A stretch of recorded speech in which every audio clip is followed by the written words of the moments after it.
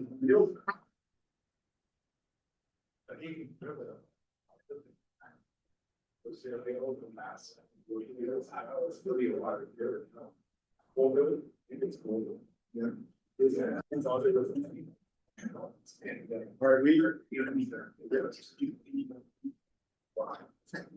right, welcome to Linwood. We're gonna kick it off.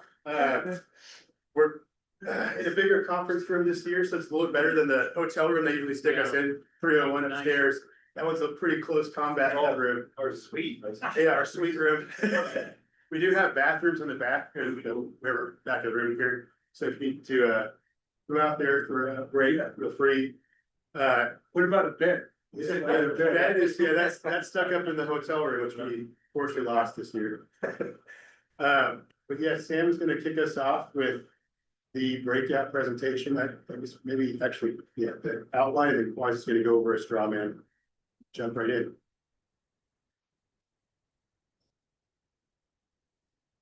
All right, the agenda for today is proposed draft schedule.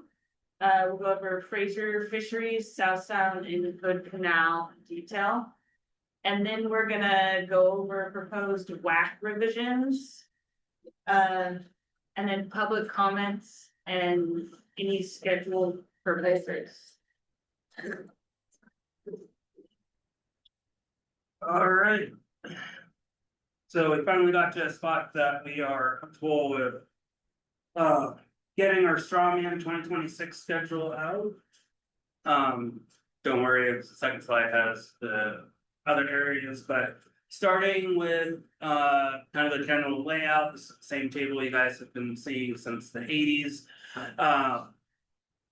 Obviously, this is a draft form. We have our big Fraser chunk. Mickey, I don't know if you want to talk to any specifics about what we're planning, or I should say plan, what we could anticipate for a 2026 Fraser opening. So we're going to go into modeling in April. We're looking at going into the season with some availability of a share for the also fleet. At this point, again, it's going to be targeting summers. The earlier, the better.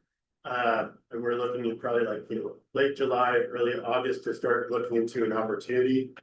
Again, like Bob and Steve have probably told you folks, and folks that have listened on the Fraser panel, it's been pretty rapid.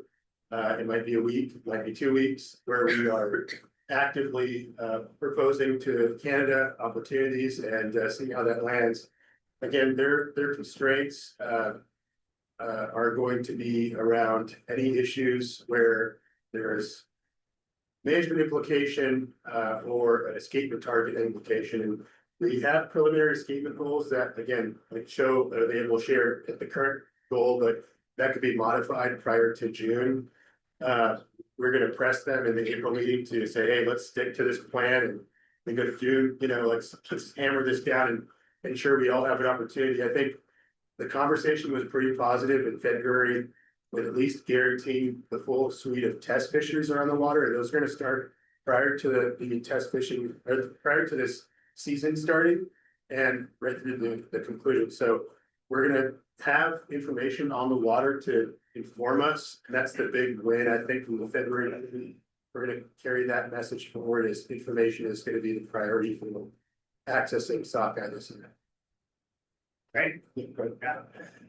So I will just kind of go left to right here, as real quick on the layout. Anything that's highlighted blue or blue text, this is a visual cue that I use as we're going through this process to get from the draft iterations to final schedules. So anything blue right now is proposals that we've heard from you guys. So starting with our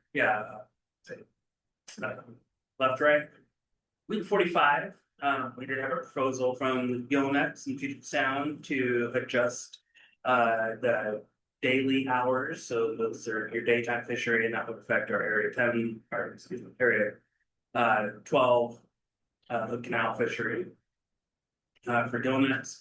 I did do a quick dive back into our past schedules. For week 45, for the daily hours, we have fished anywhere from 6 to 6, 7 to 7. It has not gone as late as 7 to 8. We have done the 6 to 7 before, so I think we are up to considering kind of any proposal for the last chunk of years between 2018 and 2024 was 7 p.m. 7 p.m. for that stretch. Last year it was 6 to 6, and then I just took our last year's schedule as I always do. Take last year's schedule, this year's abundance, it helps run the health run. The along compares our first North of Falcon run. New weapons of last year's fisheries in place, so it did have a 6 to 6 schedule. Is what's in the model. Fortunately, we don't model to hours like that. So that week 45 does represent the first proposal. We were augmenting daily hours to 6 a.m. to 7 p.m. filter for the now. Moving over to 7.7a, what's in blue represents our chum fishery and the proposed schedule that is based off of gosh, I don't even know if it's in the Pacific Salmon Commission, so it's our agreement that we have with our co-managers of how that 7.7a schedule functions. We can fish as early as October 10th. That's it. They're allowed to go after chum. So October 10th would be that Saturday, last day of week 41. And then we would come back on the water Sunday, the next day, starting week 42. And this is obviously an ideal schedule for abundant run. Fish that Monday. We would pause Tuesday. We would then come back on the water Wednesday and Thursday. There would be a co-manager evaluation meeting that Friday to then discuss any future weeks 43 and week 42 weekend fisheries. Reef net is on the water 7 days a week starting. They've already been there for public fisheries, and then chum retention starts on the 10th. You specify that. For reef net. Sure. So we've heard with our reef netters. So last year we had our pre-September 30th unmarked coho cap and our post-September or October essentially unmarked coho cap. So right now we are looking at not necessarily landing on one number for the pre-September 30th cap. We're going to be doing some alternate model runs, a range of values to get at what we think can be most successfully harvested, knowing that we might have some interior Fraser constraints, essentially Thompson constraints, but we want to do a thorough evaluation on that to make sure we are covering our bases. So, Steve, we received from the Reef Net Association a proposal. We're currently evaluating that. The one question you had in the last meeting was about when those caps would be starting at the termination of the relinquishment of the Fraser fisheries. Yes, that is the where the cap would start. Prior to that, you have retention available in the sockeye fishery. So it's not part of the cap, it's just part of a separate time step. So we would have coho retention for the sockeye, because we add Chinook retention, more Chinook during the seven. That would change that we would have coho retention during that side. It's modeled in, and it's very minimal catch. And we've seen, we have, we're looking at every fish I've seen documented in that period. And then It would not count. right, Correct. the cap starts at a separate time period in the model, which is at the relinquishment of sockeye. How would that affect the gallons? As well, you're in a separate time step for the sockeye, so you have retention in that period. We don't see many during the sockeye fishery, but maybe one for delivery on my end. Yeah, they're very. Yeah. Okay. But the separate cap, and this has been the ongoing discussion about this ER ceiling for Thompson is, we're the tribes and the state are going to start putting in proposals here, modeling updates to achieve that 10%. And that's where it's going to get, heavy discussion over the next few days into the next week. As we move to PFFC. What date does the Pacific Salmon Commission relinquish control on our fisheries? That was up for discussion. You're talking about Pacific, yeah, so PSC, that'd be in the Fraser panel room. Yeah, We would decide it as a unit internally as a caucus, and then we push that as a proposal to the candidate. And we've really pushed early to, because we haven't had sockeye opportunity. We've just said, hey, we're gonna stay off sockeye, go sockeye non-retention and get our fisheries in the water. I heard you mention something about, the possibility, well, it all depends on if sockeye show up. But, the possibility of fishing as early as late July, 1st of August, is that what I heard you say? We're gonna look at a Yeah. variety of model options Yeah. in the April meeting. It's in Adams here, so there, you know, again, there's considerable opportunity on the summer. Yeah, And that's where it's challenging about where that timing is in the PSC Right. projection. So we traditionally have this schedule where we show it could occur, the sockeye fishery could occur in that late July period. We obviously haven't had success, but we're gonna still push for it, right? And the challenge you're talking about when you get into late August into September is where we get hampered by the lates. yeah, right, And we might look at early relinquishment. right, And we have a payback internationally, so in that respect, we're gonna have to, you know, gauge that, can we achieve 5% or greater payback if we get off the water? You know, so earlier is better, do we want to discuss the payback a little bit later? I can brief it on right now, so there's been some technical meetings with the Fraser Tech folks over the past 2 months. And this is primarily driven at the domestic payback that's been handled since 2018. There's two different methodologies, both leading to the same place. We've achieved the payback as of 2025. So domestically. So that's been a positive sign for both the tribal technical folks and the state. We're gonna take that to the room tomorrow to the co-manager policy and, you know, basically issue our position is that we're paid back. Then it gets to the international payback, and in the Pacific Salmon Treaty, it's 5% of the total available share to the US, available tax. So we could propose to take that in any form. We will probably take 5% off the top and we do the preseason modeling. And when we get in season, we can look at 5% every time we propose a fishery or 5% at the beginning of the year. Variety of different options we're going to discuss. I'm not convinced that we actually have to pay back for last year. Page 89, Pacific Salmon Treaty, paragraph 4 says, if we have a fishery and attack. And the panel lets us go. And somewhere during that fishery. The run is downgraded, we don't have to pay it back, it says that in the treaty. It does, but then there's a following statement saying at the time of the last US fishery. Triggers the TAC allocation status. Issue. This is just. Reading that over, so as it stands, we're still in a 5%. The standards were still at 5%. Now we talked about that in the caucus. We could have pushed, you know, that we were not really informed by PSC. Right. That we're incurring payback at this point. The challenge that we're running into here is the treaty language and that we're going into another renegotiation and where we want to sit on that. The topic of, yes, how that payback was incurred. We can continue discussing that internationally. I think it obviously these are paper fish that we should not have held, in my mind. And in 2018, that we further than that.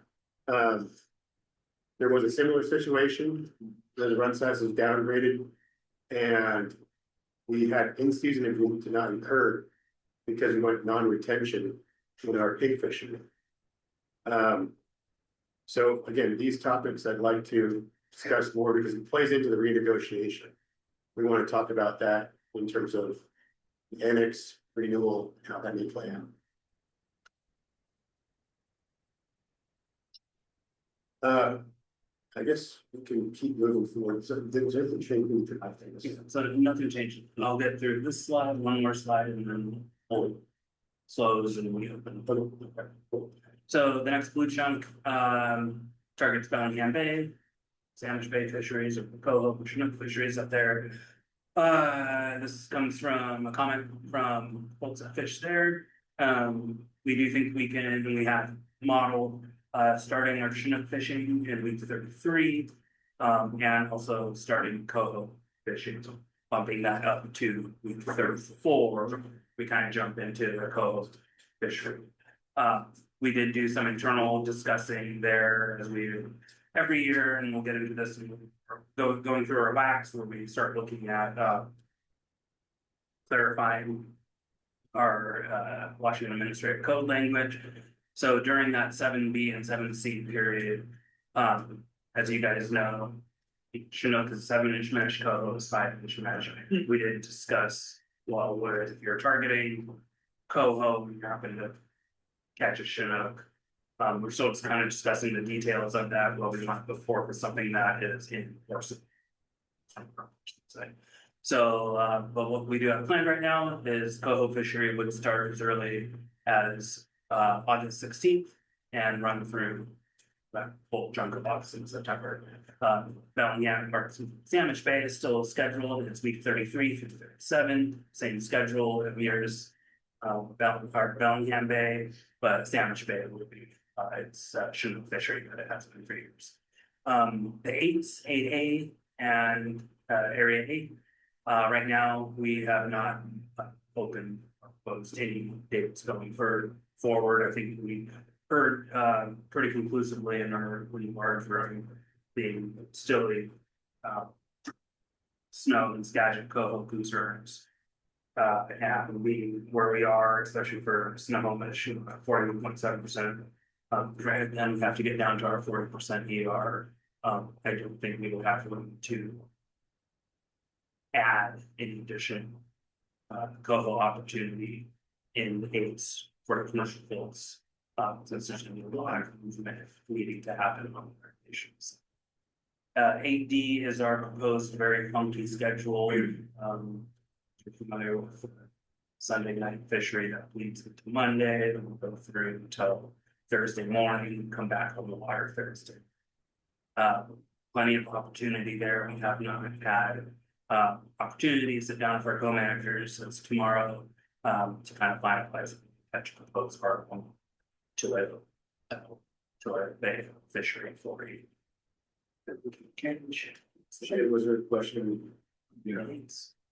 Now, I mean, the NIPSAC has an excessive amount of limit for the sports fishing. And they can, on August 1st, keep 6 at-grade coho. That's kind of excessive. And they can, of those 6 coho, they can keep 2 paddle fish.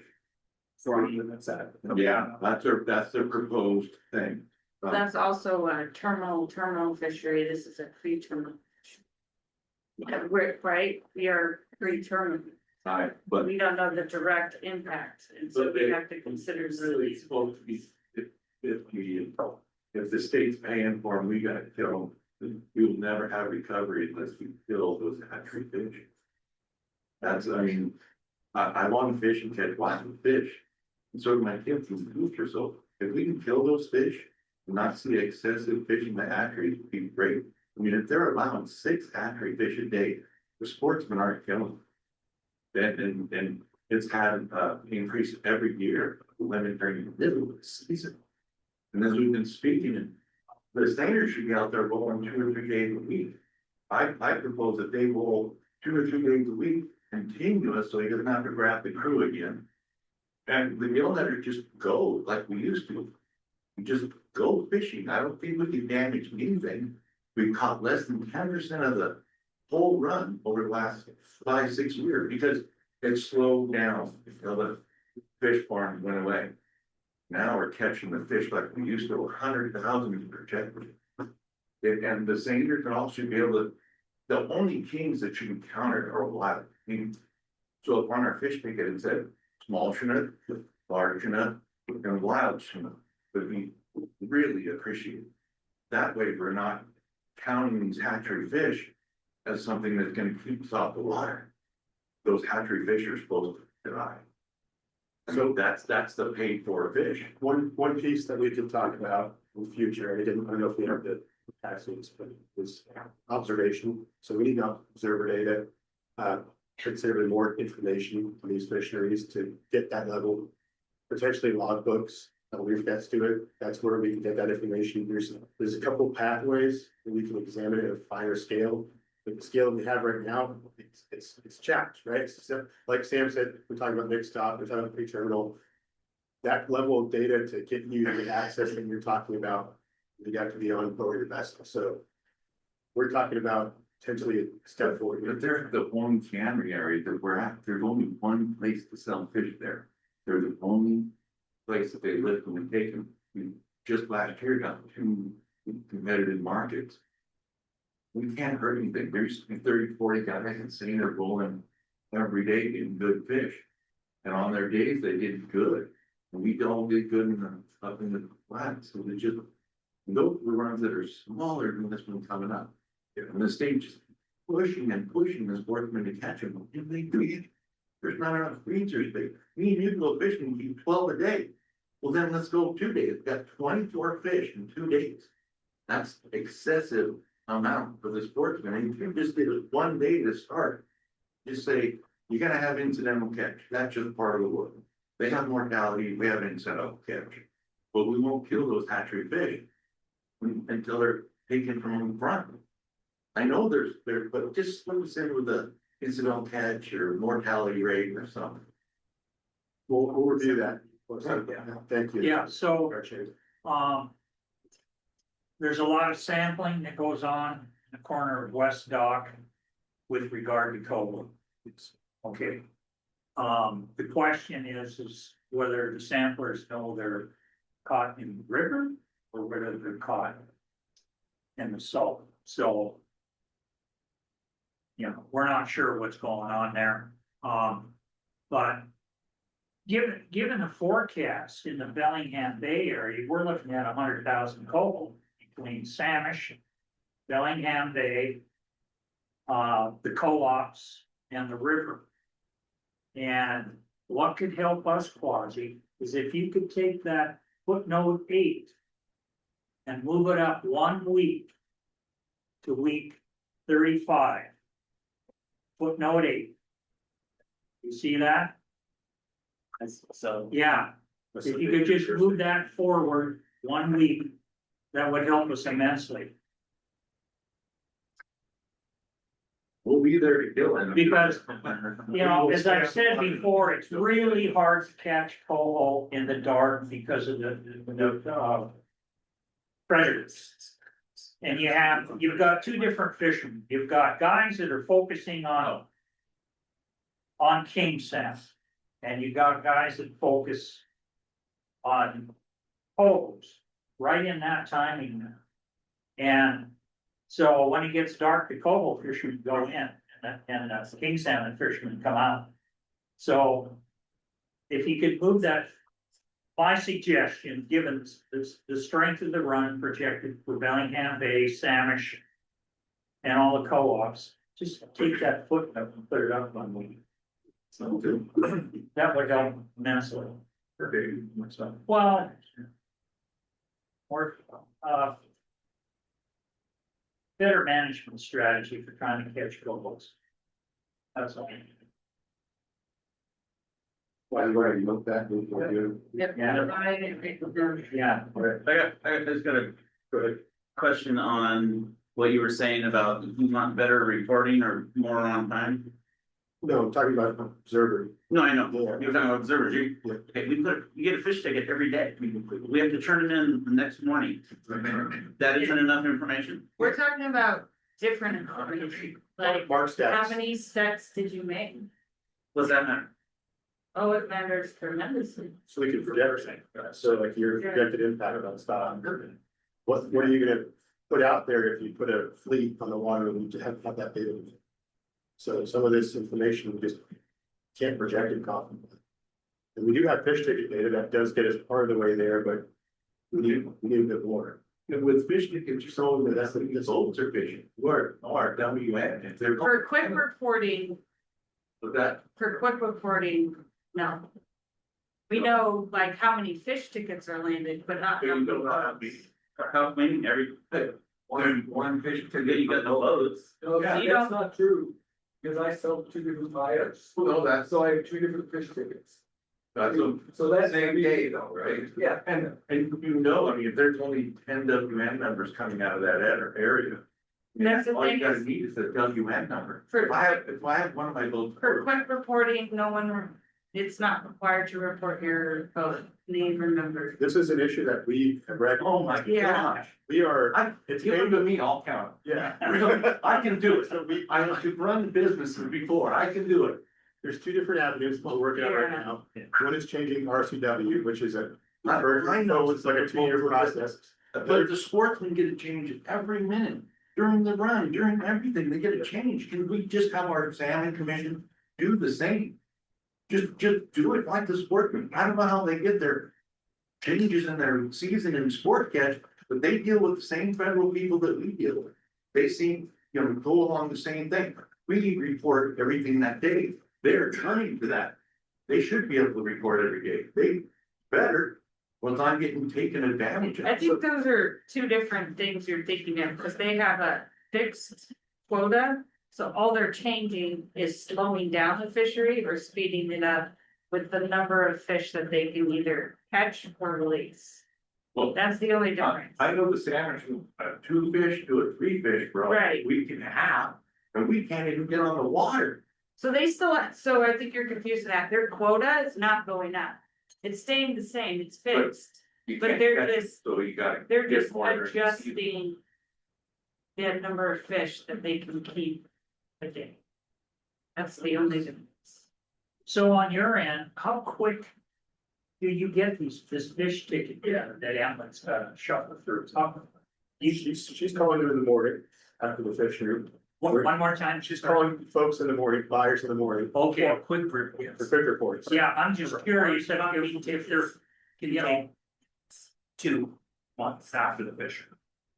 And then we do a reconciliation process that says, here's all the quick reports that came. Do those quick reports match what whatever copy they get, the green copy of the fish ticket?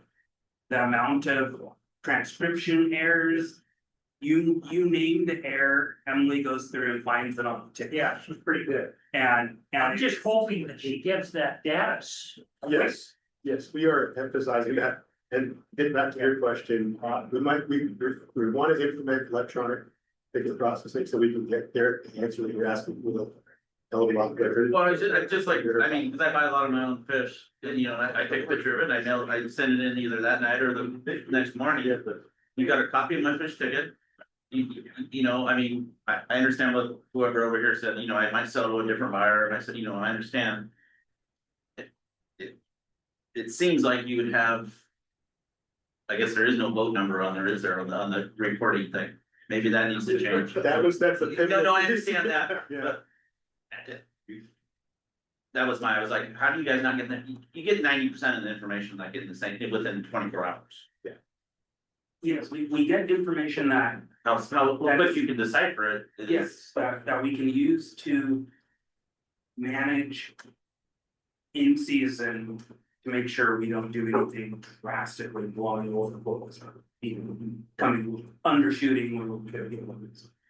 The information that we are lacking is generally information for this type of process. When you want to be hyper detailed to present a very compelling groups. Because a lot of the arguing negotiating arguing for home managers is insurance. Saying, that, yes, we feel confident that we can put XYZ boats out in this area and ensure you that this is going to work. So that's where Sam brought up the number of sets for senators. So we'll get down to a very finite CPU. Yes, it is calculated. It is the estimation, but that's oftentimes the insurance or the number are looking for. We're doing a 5 cent. How many fish are caught per cent? So we can expand. Can I get a kickback when I'm in the canal with I had an observer in the canal one time and I had 74 fish that got eaten by seals in one set. And I'm like, can we do something about these things? I mean, That's problematic. that is 74 seals, I mean, I had 74 heads came up in one set. I think Bob has a question. Yeah, so I mean, I'm kind of harkening back to the conversation in the big groups. I think we're talking about issues that you know, catch reporting, et cetera, bigger issues that we're not going to solve today. So my request is that we kind of get back more to the scheduling and issues, so. As well. Yeah, I think we need to do next time. Yeah. All right, so the same left side, columns with the 6 AM, 7 AM. And that refers to, again, the canal daylight hours, so that's Sunday, Wednesday. We did hear that you guys appreciate seeing the, column with our test fishery proposed dates. So, right, our days and so right now, it's looking at Wednesdays for our area 11 UCP test groups. The biggest shift though is if we look at our purse seine columns for both 10, 11 with canal, its purse seine is moving to the back of the week. Ooh. Run that by me one more time, sorry. So. Let's get through the whole thing. Yeah. For 10 or South Sound Hood Canal and we'll take questions. So these two areas, you know, I know it's, you know, a total of 4 areas, 12, 12B, 10, and 11. With 2 very dynamic different runs, with 2 different in-season management strategies per canal, per South Sound. Our hardship is that what affects one does not stay in one. The management call leads over to the other area and vice versa. So right now, where we are at is, gosh, I don't know how to say this without coming off. Just against we're really struggling to balance the fleet. Last year when we had our limited participation day happen in week 5, and I think we already talked about this with purse seines dumping into the canal who signed up to fish in area 10, but did not want to, or 10, 11 did not want to fish on a catch quota. So we had disparity in effort. Our co-managers looked out their backyard and pretty much said, we're not going to agree to a fishery that puts 40 purse seiners in. Which to some angle is understandable, but at the same time, it's optics that doesn't really represent catch. We're going to fish the best we can to our ability to share of that run. So using the data that we have in hand, what we know is that getting gillnets out early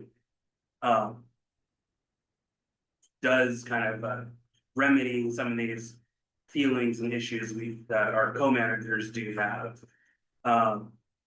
So right now we do kind of have a gillnet ping pong where gillnetters can go back and forth between the canal and South Sound fishing their nights to days, but then that does lock the purse seines into the end of the week. Historically, have tried to offer purse seine fishery early in the week to get handle what has been harvested, do our test fishery, and then figure out where we are quota-wise. So in week 45, the asterisk by the Monday, we are modeled for 2 days in that week. The schedule that we will be putting forth is the schedule, so our tribal co-managers can see where we intend to do 2 days if we have share of it. But we are also in that proposal, it is a 1-1-1 schedule all the way through with the Monday being shared dependent.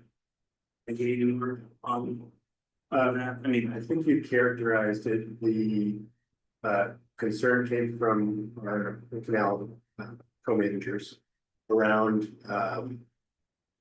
you know, essentially when the purse-seine fleet enters the water early, and if we fish our share out very rapidly, I mean, we were wrong on the ISU, we overfish, the other gear groups, the tribes, and the brood stock kind of are held in the balance. Now, this kind of really happens later in the year, but you know, that's where this discussion is more preliminary at this point. We're talking with the tribes about, we've had a good track record here. We've fished to our share or under for the past decade straight. We had a hiccup in 2025 where one of our, you know, limited participation opportunities was not taken by several folks, and it ended up, I guess, separating the fleet or balancing the fleet in an inequitable way. So this is where we've heard their concerns, and we wanted to figure out ways where we could address them. But Yeah, so I'm just trying to kind of comprehend, so is this Thursday? Pursuing schedule in both areas primarily a function of the low forecast and the canal. that was the primary concern from the canal co-manager. So they actually wanted us to reduce our schedule from what we had traditionally since 8 opportunities down to 4. Okay, so we're doing this in exchange to have a week 42 opening in the canal, right? Is that basically? 42 and 43.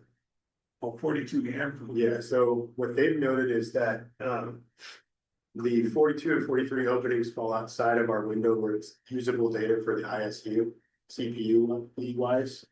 Where I've pushed back and said, while it's not useful, it helps us access our share. We want our both gear groups in the water early in the season to find the share where we don't actually get it later in the year, where we're held out at 12C sometimes. We're not able to drive with those fish down. Yeah. Okay, so I mean, there's big problems with fishing up there. Just Yes.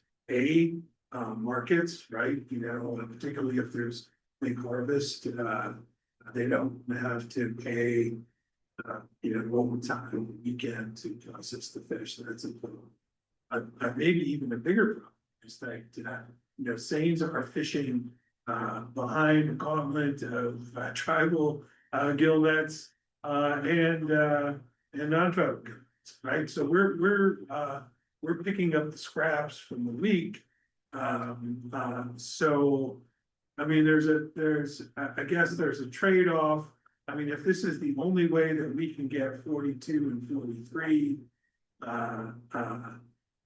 with that opening with the low forecast is to go Thursday, then I don't know, I guess that's something that I'll have to go back to my people that control me and talk that over. So this creates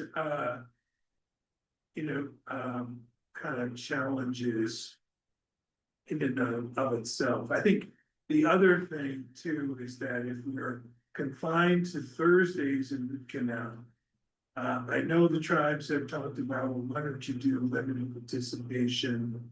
It seems to me that if we were to go this route, that this would, address their concerns and avoid us having to go to little improved participation in the canal. So that is the third part of this conversation, is the limited participation. Their request is, can we cap fleets?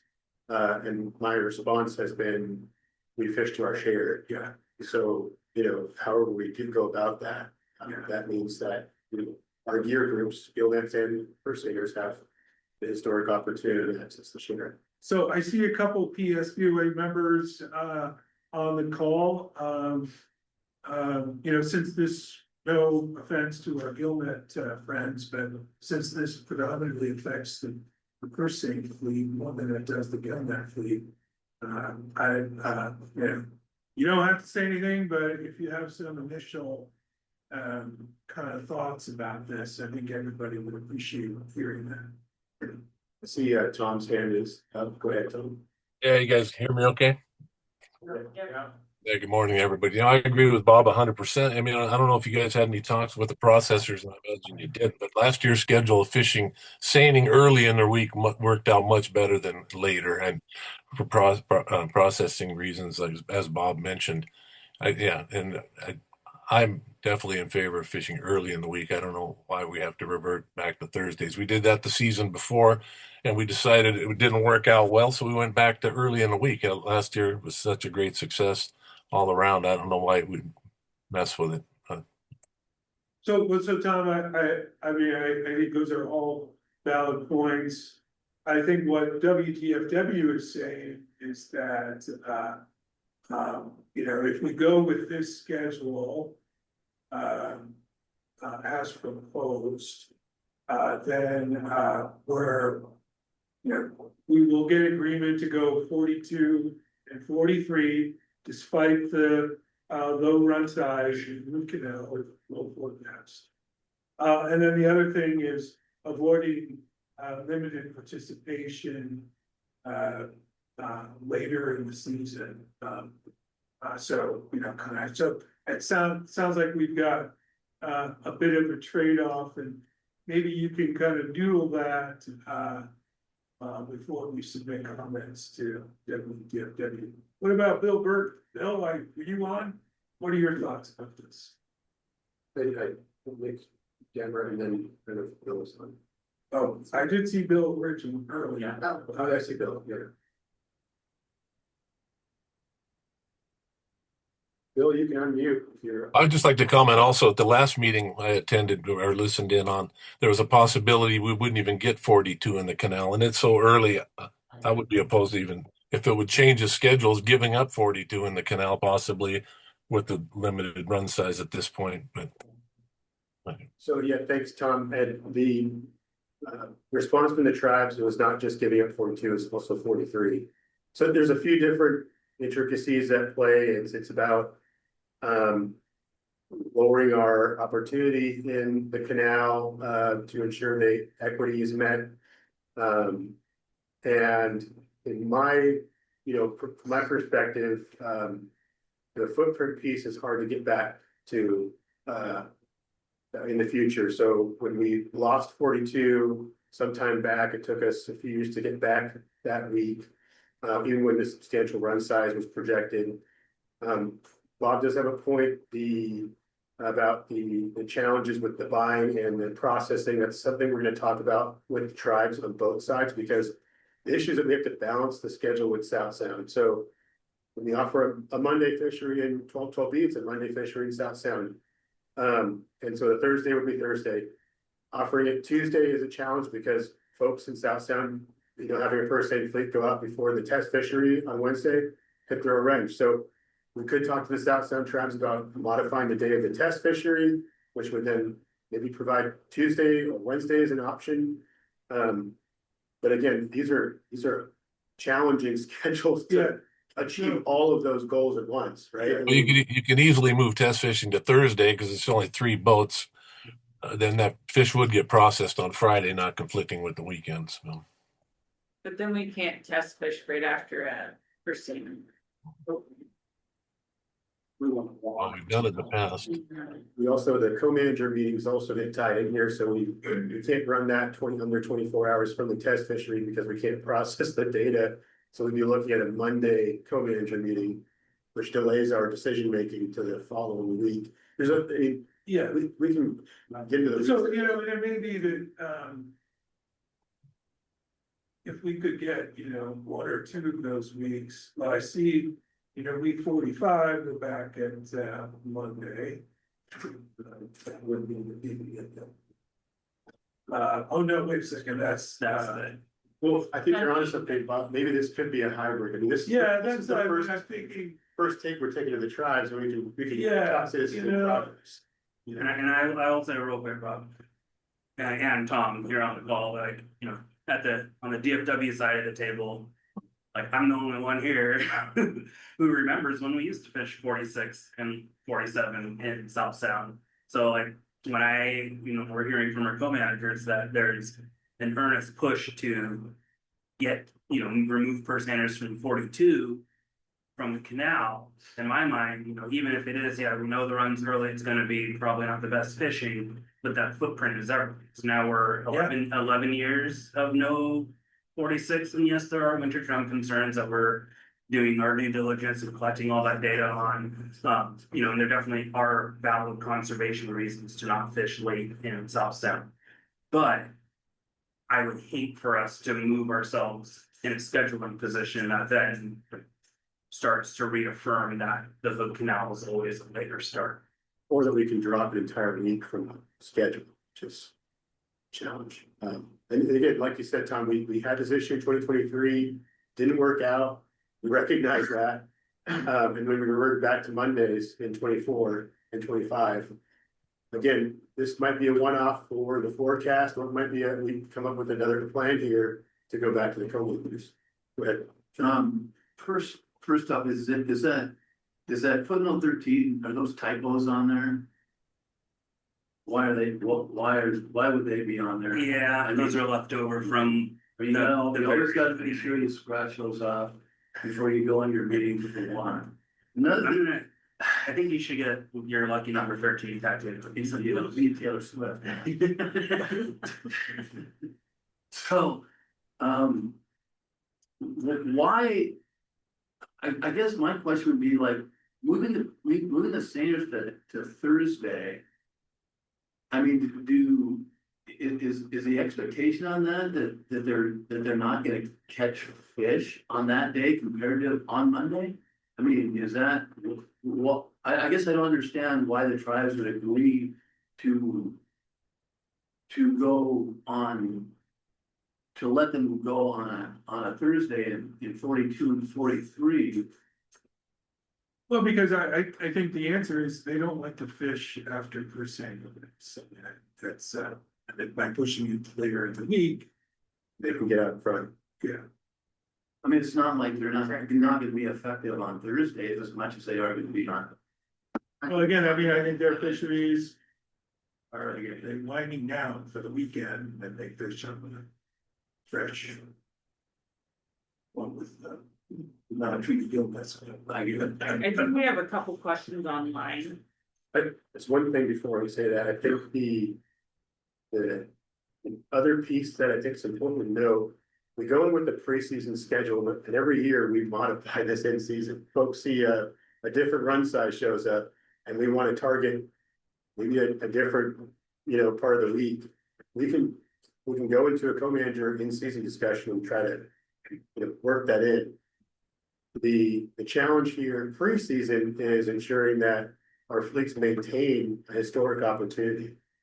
And when you lose that in a list of agreed to fisheries, like Quasi said, it's very challenging to get those things back. Yeah. Once you lose a week, it doesn't really, it's not that negotiation then comes into next year where we have to try to get that back at the book. So again, not saying this is even gonna work. This is what the tribes are looking at right now. And we have to then go back in the room tomorrow and talk about, is it gonna work for the South Sound tribes too? So they're gonna want to talk about that, buying processing issue that we've had in the past there too. It's on, we're in online with who's bid. So Mickey on. Yeah, Nick, and then we'll come back to you. Yeah, Nick's been had his hand up a while. Let's Nick down. Hey, you guys got me? Yeah. Yeah. Hey, yeah, just about the switching to Thursday thing. I tend to agree with Bob and Tom there. I don't I don't see why we would make that concession unless we're gonna get something out of it, And with that being said, just kind of on a general note too, I feel like I know I've discussed this with a few of the managers before, but I mean, what it sounds like is the thing that's going to accommodate both areas, 10 and 12 co-managers, is if we, somehow found a way to consolidate this whole schedule, instead of looking at like a 6-week fishery where we're fishing one day. It sounds like weeks 43 and 44 keep us from, issues with, fishing too early with area 12 and fishing too late in area 10. I just, maybe if we're talking about some give and take with our co-managers here, maybe we bring to the table the idea of fishing 2 days a week during those weeks in lieu of fishing later in area 10 or fishing earlier in area 12. So It's a great point, Nick. I did take that to the co-managers last year about fishing 2 days in 44 to find that opportunity up early. I got significant pushback from the canal tribes about having a 2 day in 44 because it inhibited the pre-terminal Hood Canal tribes from accessing part of their share. So really, a lot of this conversation is around the equity on the water. And realizing, I think our catchability has gone up. So we, in 24 and 25, we had 3 or 4 first aid openings with over 100,000 fish caught in a single day. And what that does is it reshapes how we look at a fishery going forward, whether it's for gill nets or for first aid. So when you have that such high catchability, it's really great for the fleet. We get our opportunity, but all of a sudden we're caught in this, okay, we'll cancel the rest of your fisheries. And I don't think that's a good place to be in a negotiation. So it's an ongoing challenge that's it's evolving. We're trying to keep it within reason here to, like I said, ensure the footprint stays. Now, again, if you heard earlier, the initial proposal from the tribes on that side was looking at maybe just a 44 and 45 opening for purse aids. I know that's not going to work. If we're just looking at 2 days on the water for the year. And so that's the minutia in the background, unfortunately. Go ahead. yeah, is there? I mean, when you go to these meetings with these guys and the only thing they offer is for us to give things up. Can you just? I mean, can we just start playing hardball here? Like, well, we have nothing to give up unless you guys start making some concessions too, like plain and simple. Like, otherwise things are going to be the way they are, which, kind of accommodates us and kind of accommodates you. But like, there's no concessions to be made unless we're both making them. That's another great point. I brought that to the Canal tribes in the last meeting. I had concerns about they increased their gill net schedule above the bridge. From 24 to 25, they saw an increase in catch from 24 to 25 and above the bridge, while we saw a decrease in catch below the bridge. So my request to them was, if we're going to start looking at modifications to our approach, then we'd like to be comprehensive with the tribes. So I'm waiting for a response. And it's not an easy conversation. I mean, again, we're talking about, we predominantly pre-terminally harvest, they predominantly terminally harvest, and that's where the conversation goes. Right, Shannon? Yeah, so, do we have, an idea what the tribes want to take in area 9 in front of the bridge? We have not seen their preliminary schedule. We know input wise, it's similar to last year, Yeah, which would mean a similar schedule, but 30,000 pieces? so what were they harvested last year? Well, I recall when this all came about, that, one of our its managers said that, their harvest would be in the range of 30,000 pieces, so I don't know. So that's a limit that's in the list of agreed to fisheries. Yeah. And at that point, they have to have a conversation among the tribes to say, is this reasonable to exceed that? And they had that conversation this past year, and then they exceeded it. Well, given, the weaker than normal outlook on 12, I think that pretty big conversation. Because that's gonna affect the in-season update, if that even happens, and The bird stock. yeah, the bird stock, so. There's a lot of Yeah. great important conversations we need to continue having with the canal and tribes, co-managers. And then it's gonna work into a bigger conversation during PFMC 2 with all the chum co-managers across Puget Sound. How do we balance this? And what I've emphasized is that we fish to a share. That, I mean, we don't tell how the tribes how to fish, and they've reciprocated that, in the same way that they've said, hey, we each fish to our share. So let's do that in the most effective and efficient, but also sustainable way. I think the Tulalus, are pretty good about that. That's a great point, Mickey. Want to see it, so. Yeah, say, you know, we've been doing actually a pretty damn good job in South Sound. The pre-terminal traps have worked really well with Yeah. us, and we each have a limit, which we have met. So when we're done with this discussion on the chum salmon and Hood Canal and 7 for 10, I'd like to go back to Point Roberts and talk about chum fishing. And I think Brian Rasmussen would like to enter in a conversation about the registration.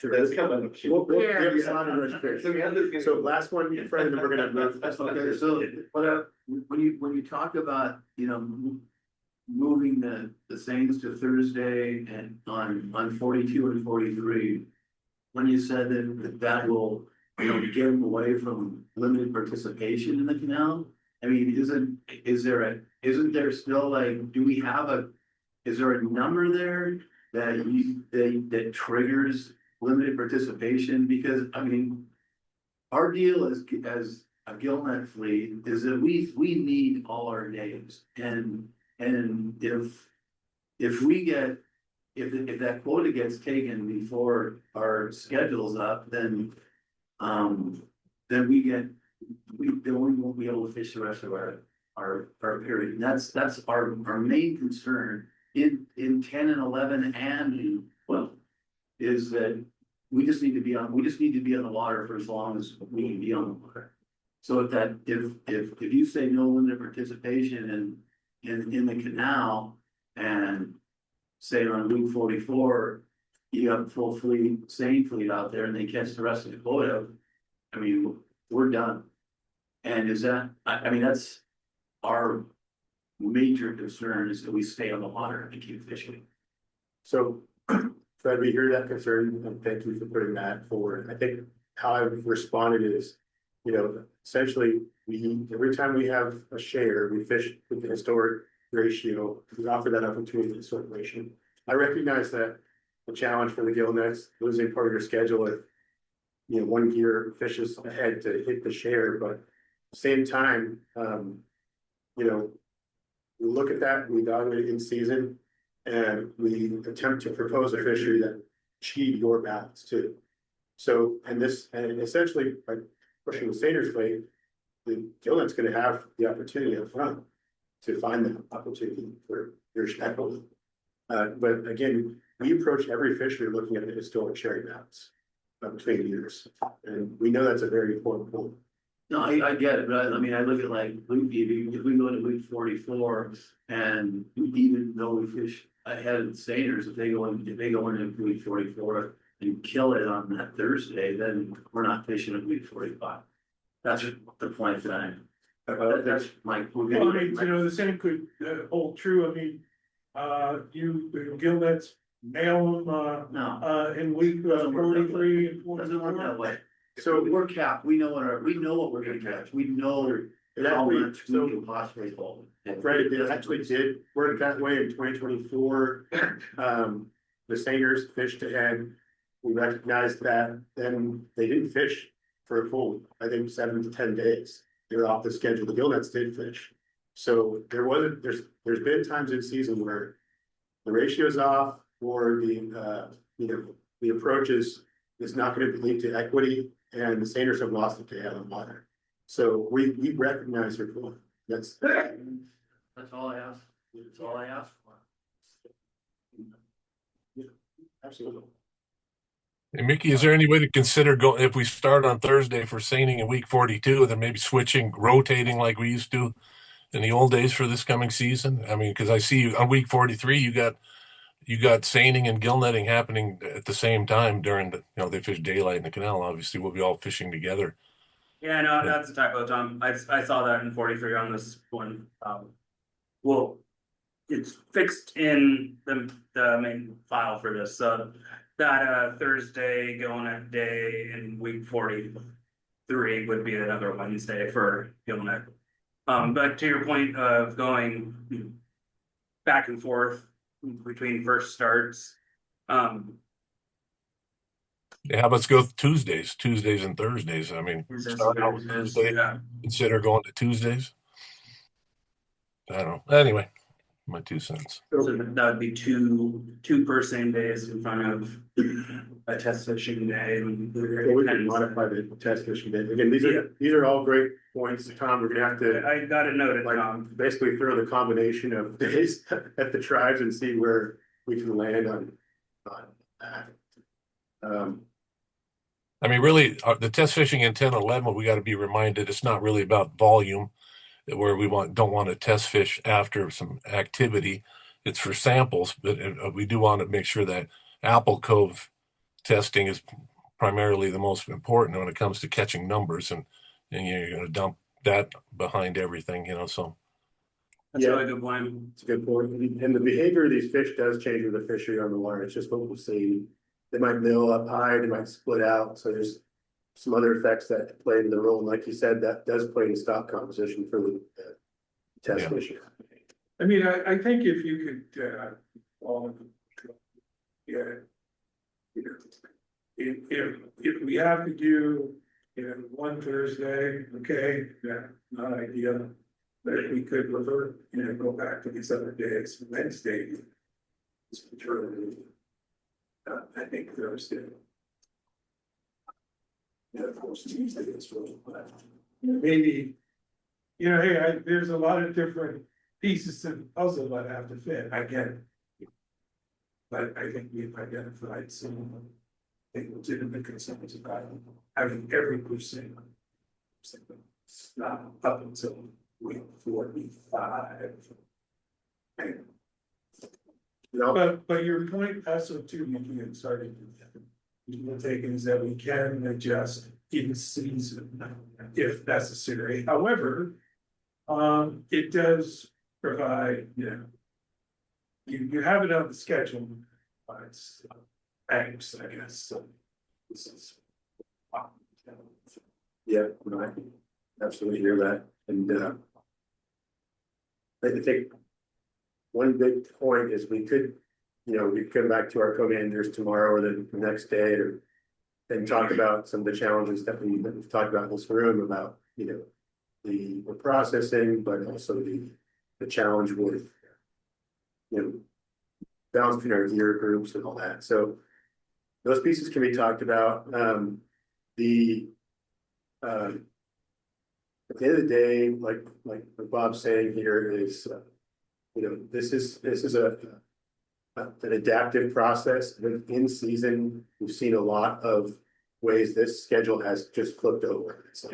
So the run size could double, and all of a sudden we're talking about advancing our fishery to achieve a share. And Louis, I'll just say one thing, the like where the department's had with respect to keeping with the two.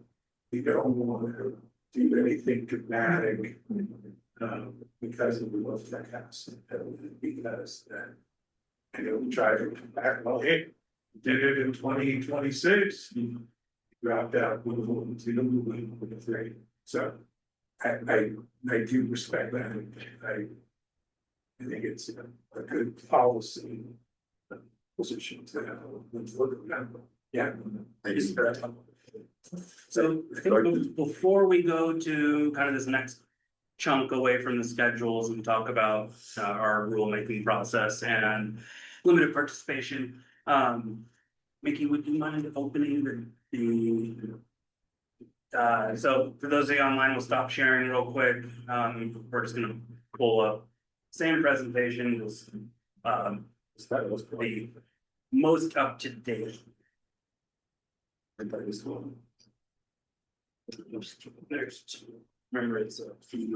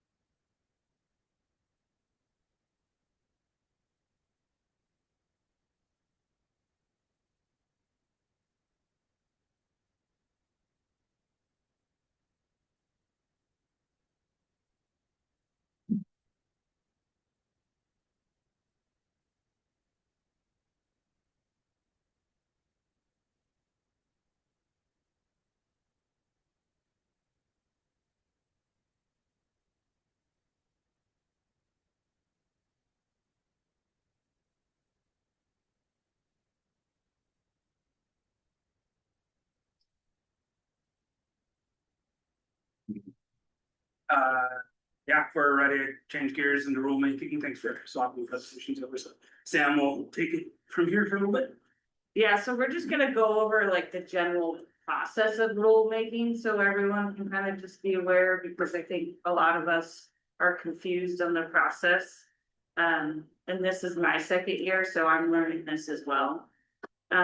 So basically, the CR 101 initiates the rulemaking process by opening up the opportunity to update WAC rules. And that begins public engagement and starts the initial public comment period. This phase also aligns with the start of the North of Falcon process, when WDFW and co-managers develop run forecasts, model fishery options, and begin coordinating meetings with the public and co-managers. So that's the process we're in right now. Right, so CR 101 gets filed. And then at least 45 days after CR 101, CR 102 gets filed. And this year that will be May 6th. So at this stage, during CR 102, the proposed rules are officially published and a new public comment period begins. During this time, revisions may be made and the formal public hearing takes place. And then CR 103 is filed at least 35 days after CR 102. That happens around June. Around early to mid-June. This is the final step where the rules are formally adopted and become effective. It also includes the concise explanatory statement, which provides comments or responses to public comments. So the CES every year, we're in charge of creating that, and we go through all the public comments and make basically responses to it. Does anyone have any questions about this process? So does the state help us get quicker through this process? Or do we have to just do it ourselves? We have to make the proposed change in the rules and then we automatically wait those days out. Can the state examining commission help us shorten that time? Just because information to us is everything. Whether we're gonna run a boat, whether we're gonna build nets. And it's our making money kind of deal. We get a short time to do it, but if the state can help us on that rule changes, just shorten it up. Just say, hey, we want to get there, but just the same things that are happening this morning. The same process, but just go at it the same way and just shorten our days. If it says 45 days, just go on it within 45 days, we'll be fine. Just so we get help on the rules. I'd love to make this shorter, but I know, you didn't make the rules. well, not that would make the rules, it's just there's a lot that needs to be accomplished in this, and we consider this already issue. Yeah. We're working pretty much 24/7 to get to this point. Yeah. Which is crazy. The most important point that I want to take away from this, I think Bob asked the last time, is that if we have a major revision like to a WAC that we're putting forward to you guys for review, or there's a big topic issue, we need to really hear something of significant changes prior to May 6th, so we can make a change. Once we get between the 102 and the 103, it becomes really clerical, like small changes. So we'll have some time during PFMC2, we'll put forward some of our proposals and where we've kind of landed with the tribes, and at that point, we'll have a week or two to really like come back to us and be like, hey, like this isn't gonna work. And I can go through that all night. They'll be available. We'll be putting out, again, our proposed final schedule and email flow. So the drop dead date for public comment is May 6th. That's during the 101 and the 102. That's, us really shaping our fisheries. right? The one, the comment period talking about, Shannon, can happen after, so. We're talking about if you want a major change, we'd like it before that. Before May May sixth, sixth. and you'll hear our preliminary plan. If you want more formal answers in our concise explanatory statement, which we provide in written form at the end of North of Falcon, you'll provide the written comment during after the May sixth, and we'll provide a formal response to you. So everything that we're talking about here, the input that you're hearing, we could reiterate that in our last comment. Yeah, you can state that formally in the last. Okay. And then, yeah, Sam went over this, and essentially the changes done being updated relevant wax. We're gonna do our best to present everything that we intend to change or propose to change during this next few weeks and to PFMC two. And we reference specific wax for you folks to review the track changes on. And that was good. Hey, I had a question about that last slide. Yeah, sure. Yep. Yeah, hey, so I submitted a proposal last night to all the managers and I think I sent it to Bob as well. I think it was pretty specific. So could you kind of walk me through with that process that you just showed up there with the arrows in the chart? Like, how do I get that idea pushed through to, implement it into our fisheries? Like, like, as a fisherman, like, how much of that am I responsible for? Like, do I send the proposal and it just has to be discussed, or like, is there certain filings I have to do, or could you kind of help walk me through like a specific example of that? It's just basically you make a public comment, so a lot of fishers, they send us their comment through email, and what we do is I just forward that to our public comment page. So all the public comments go to there, and then we look through all of those public comments to see what people are proposing. So, Nick, as you've made these statements to us and emailed to the department, like Sam is saying, we're reviewing those daily, and then we're putting those into bins, and then we will provide responses. Either it comes in the concise explanatory statement as to how we approached it, or we'll do it in a presentation form if it's relevant, and we're going to make that proposal during this North of Falcon period. Some of your comments are for pink years or not this season, so that's something that we would have to respond in a concise explanatory statement. Okay. But, Okay. So is that when you say a concise explanatory statement, is that like emailed back in a response, or is that addressed here at the meeting, or? that'll be provided online after our CR 103 process, and it's going to be legal and reviewed. So Okay. it's available publicly, and you'll see a response there. And then again, that's taking in all the public comments and the proposals that folks have made here in the room and addressing those specifically. Okay, so those can all be accessed online after they've been reviewed, is the responses to all of them?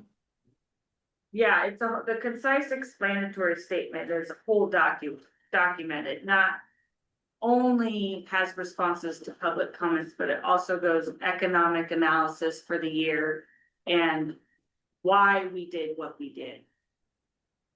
Okay, and kind of like why that proposal fell, or why it went through and such and such. Yeah, just again, our general response or statement here at the state food department, and then you can take your time to review that and then approach us about how we want to address that in the future, or if we addressed it this time. Okay, thank you. Yeah. So we did discuss some of our closed area options during NOF 1, so we can go pretty quickly through this part.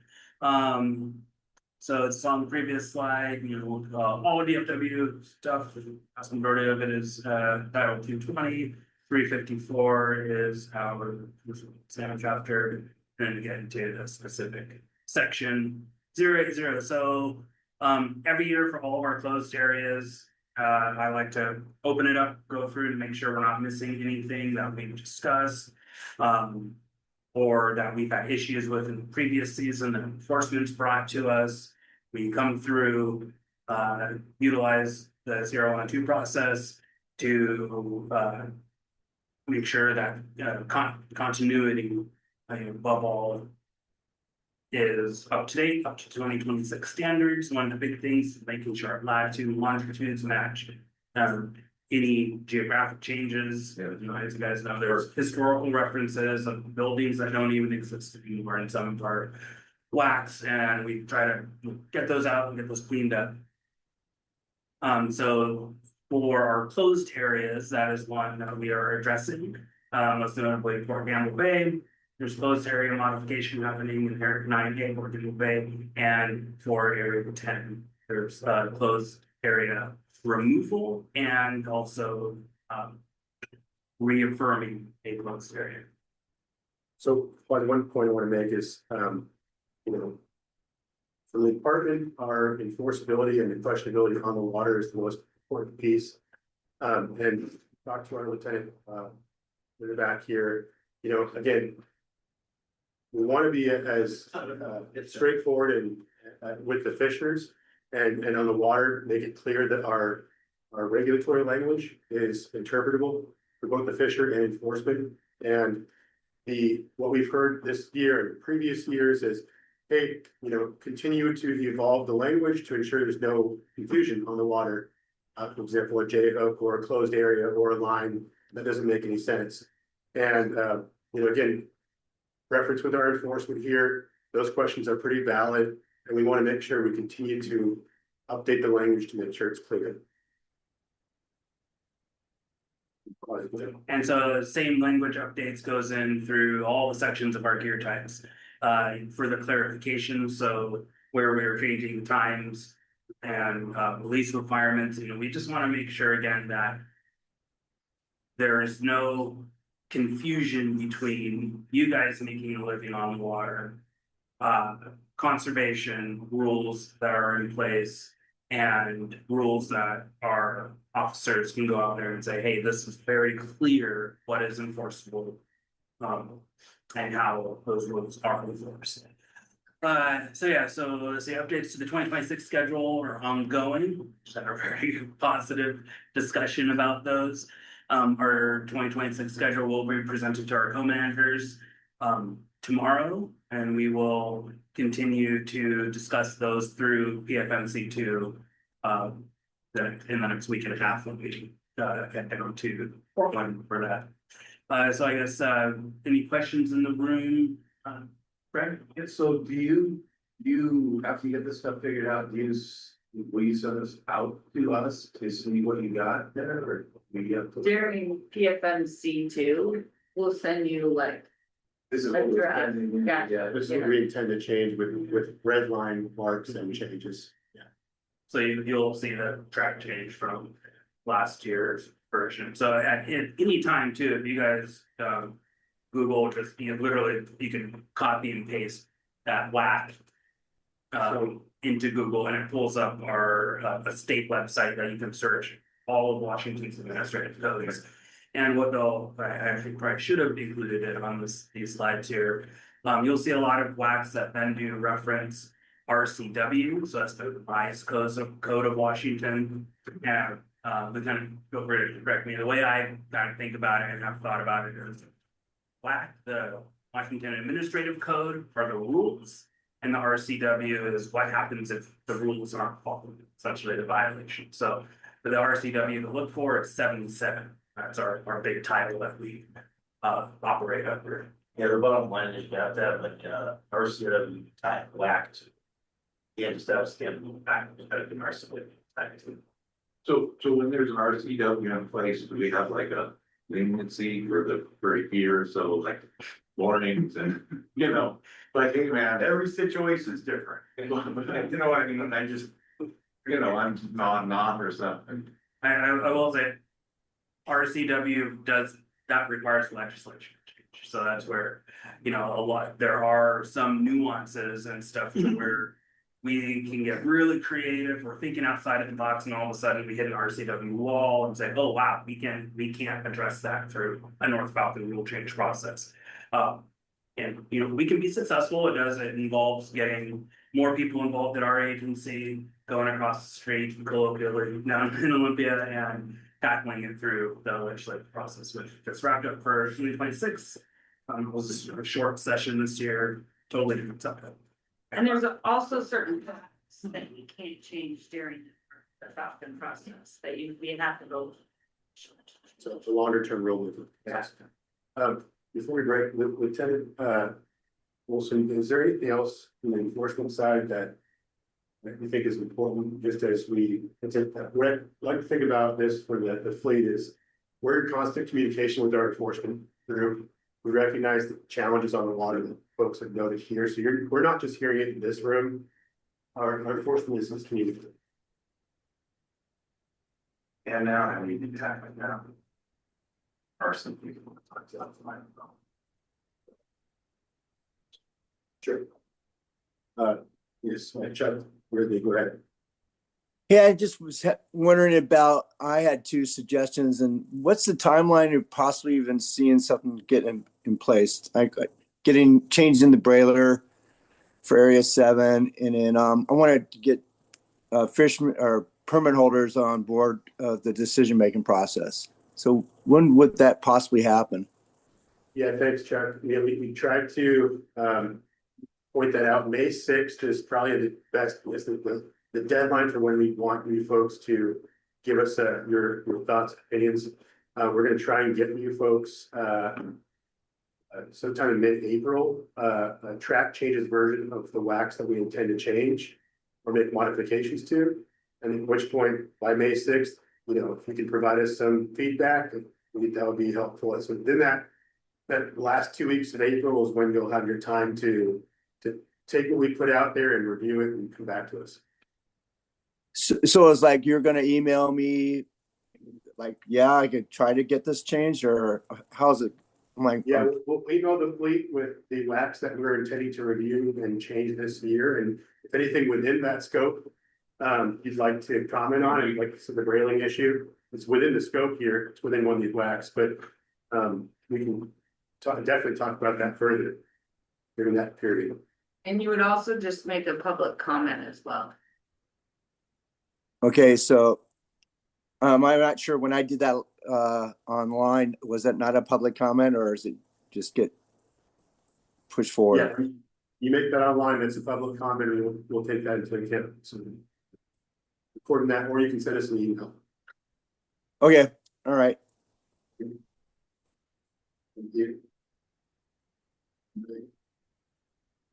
So now Sam's going to go through some of the LP pieces here.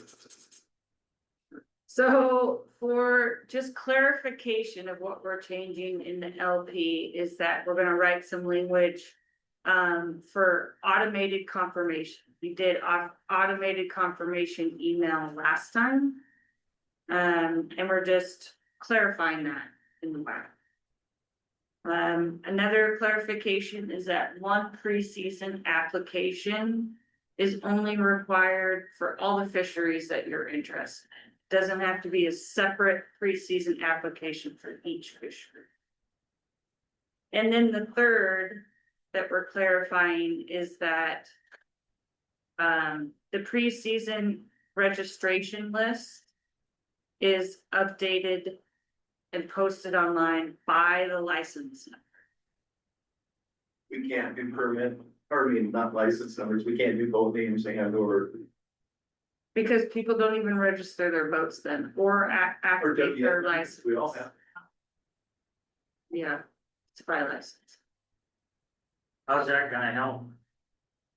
You know your license number, right? Well, no, I'm saying, how's it gonna help the process? What do you mean? It's what Well- we did last year.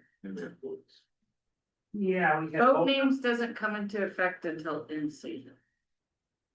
Okay, so let me get this straight. So you'll give us both names in season?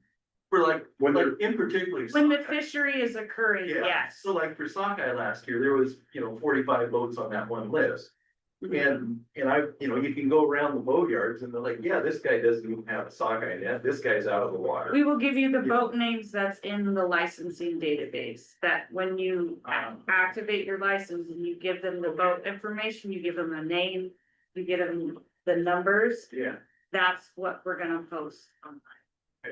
but so I have something I can look at and say, well, this guy.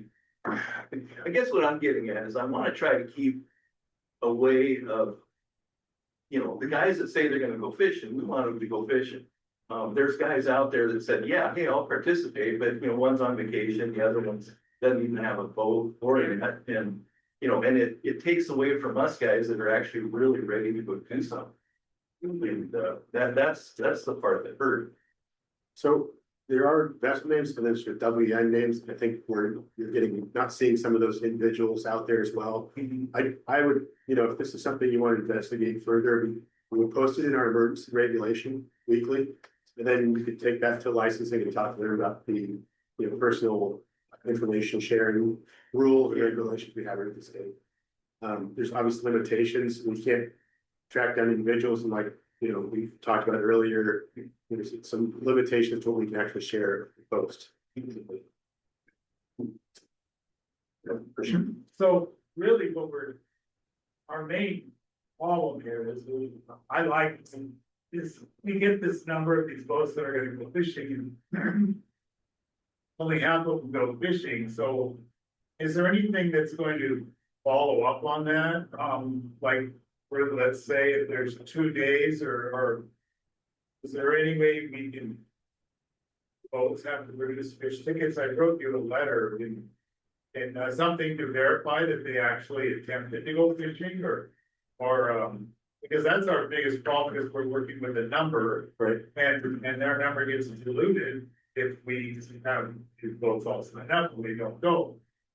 And I think that's what we realized this year is we're not able to take action on that legally. well, in a way you could, in a way, I like the idea of the time for refiling, that if you miss out and you don't produce a fish ticket, that you need to be some sort of 10 days or something to refile and get back on that list.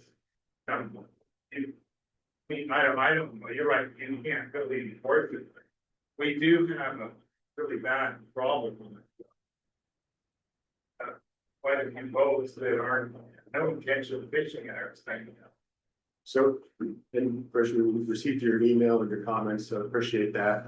We are trying to, again, fine tune this process every year.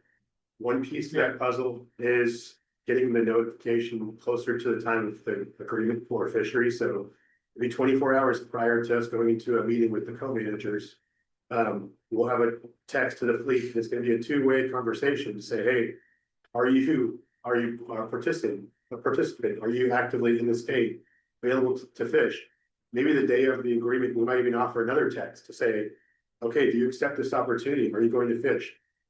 Those are little pieces that will lead the group down in some capacity. It won't get at enforcing the issue you're talking about, but it'll lead it down. The other piece we thought about is, you know, at the preseason application form, did you have a recorded landing this past year? It could be a question in your preseason application, at which point we would know, okay, this person applied last year, applied all in season, and did not have an in-season landing to record. So that would just help us point towards how problematic the issue is. But like Sam said, we don't have any ability to legally go after folks to say, we didn't go out. And so did you see the emails I sent them or the letter? We did see some of your comments. So you brought up a point here earlier on the word catchability. You were talking about that. So looking at like even 10 and 11, where you've had an active, you can see kind of what the active boats are. Do you have a pretty good feeling of what the catchability is of the Gilman fleet with say 40 boats? Yeah. Are you comfortable with something like within yourself saying, we know they're gonna harvest this amount of fish, and this is like last year when you finally went to full fleet in area 10, It was really good. Made 2 sets that night and had 7,000 pounds. So that's anybody's fisherman in their back then. You just put your net in the water, you get it. So, and that's the best of the best. So really what I'm concerned about is the disparity on the sockeye season that I had last year. Of not being able to catch our fish. And so you would think there'd be some level of confidence where, especially if sockeye season looks like it's pretty good, and all of a sudden the gillnets are looking at a number like 800 pieces per boat or something like that, and you can kind of, would you have confidence in just letting us go on no trip limit and just giving us an opening, to kind of even it out? Because on sockeye, I tried to explain in my letters, it's just, I mean, South Sound and 7 and 7A, the technical aspects of 7 and 7A are far greater than North Sound. And there's gonna be guys that catch more of this, but really we're kind of capped. You know, you the gillnet in one opening, if they break 1,000 fish, that's a super big, open, and so really, I feel that if we had a number like 800, which is not really gonna be reachable for, even if you had 40 boats, there's only gonna be 10 boats that might reach that 800, and we're not gonna get our percentage. So is there any confidence you might let us fish without the trip limit within that area if we get in there, just do the confidence that the catchability of our use of it? I think you're talking about, again, you actually walked yourself into a few different points here that push back against the whole thing opening.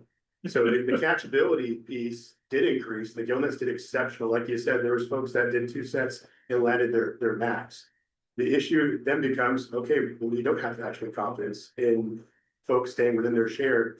The other issue was the price on the pound was actually really exceptional this year for chum. And what we saw was folks came out of the woodwork from both the purse seines and the gillnets. We saw catchability increase along with the fleet increase that we haven't seen in over a decade. And then what you see there is too much uncertainty. So when we go to the negotiation table and I say, well, 10 boats are going to go out, their catchability is high, but they're going to stay within a range. Okay. But then what if 20 boats show up because the price is so good? And I don't know where those extra 10 boats are going to come in on catchability. Some folks may not have fished in the past 10 years and they're not great, which we did see that for a few vessels this year that went out and several other vessels smoked the fish. A couple of vessels couldn't even find it. So those are dynamics that are unpredictable, which create a lot of uncertainty in how we set the rate. But within our user group, we've never really been,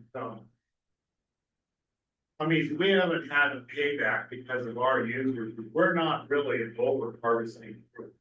In all essence, I haven't really seen the gillnet fleet shut down fishery because they caught full quota and the other user groups can't go. No, it's not the case. 1 second, Bob. Yeah. So it's not the case. But what I'd say is we could let the gillnets go only, right? We never achieve our share as the other piece, right? So there's historic ratios and there's achieving shares, and we could say go 6 days, 7 days a week for that inequity, and then the balancing of trying to meet our share obligations. When you're talking about like a 1 week sockeye fishery and we have to get in, get out, we can't say 7 days and flexibility on the gillnet opening. We have to get in and offer a specific. That's why I was saying, if the trip limit was high, and we had the 1 day window, I couldn't see that we would catch, especially since it's a number that you're working in, that we would go over that percentage that you are comfortable or that you're kind of allowing for our user group. So, Bob. So here's an important point that I think you're missing in that. It's not just so going back to sockeye, it's not just WDFW that you need to kind of convince. I think, Mickey and his team probably would agree. However, there are 2 other parties that don't necessarily share the confidence. One is our Canadian counterparts, right? Because in the sockeye season, the way it works out these days with management adjustments, very high escapement goals, is that we're looking at, we're looking at small bites as we go along. And unless Canada is convinced that the United States will not stay within the certain amount of, kind of fish that we have to catch, they're gonna veto our rules. They want not just, assurances, they want, Yeah, basically a that's guarantee. good, but you're, And then the other thing is the tribes too. yeah, but you're mixing your user group. No, I'm not, Yes, I'm you not. are. You're saying, I know your user group is. No, fine. you're I'm wrong. saying There's I'm- confidence in no, our. pit. You're wrong. No, I'm not. I'm looking Yeah, no, at, There is. I mean, we're all together. Hold on, guys, let's not get in a yelling match, right? Let's talk to each other, just call on the owner. Yeah. So, again, there's two different perceptions, right, Christian, and Bob has some points on the challenges in the Fraser operations, right?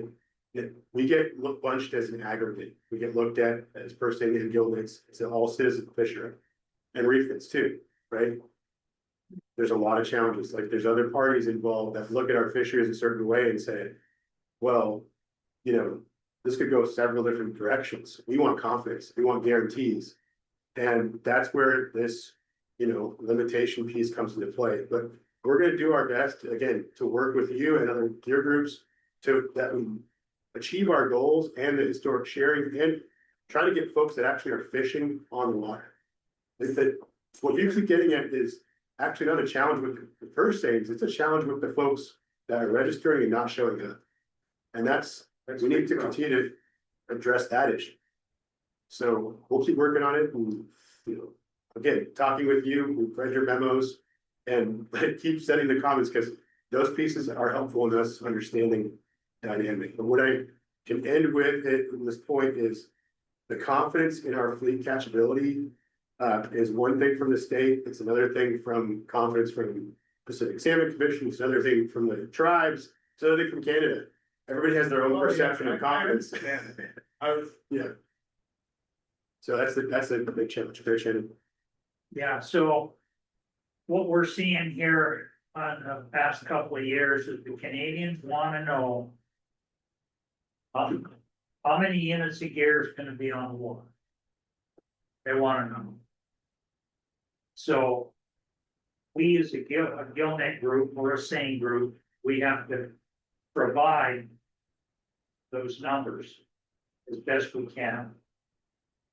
Like last year, Nikki phoned me up and said, how many gillnets are gonna be on the water? First opener, I said 20. That's how many boats delivered fish. But to further that conversation, if we don't have those numbers, we can't model a fishery in June, right?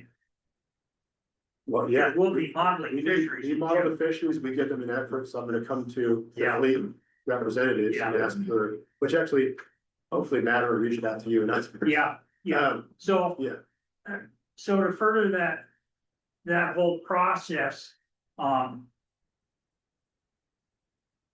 Samantha mentioned that there will be a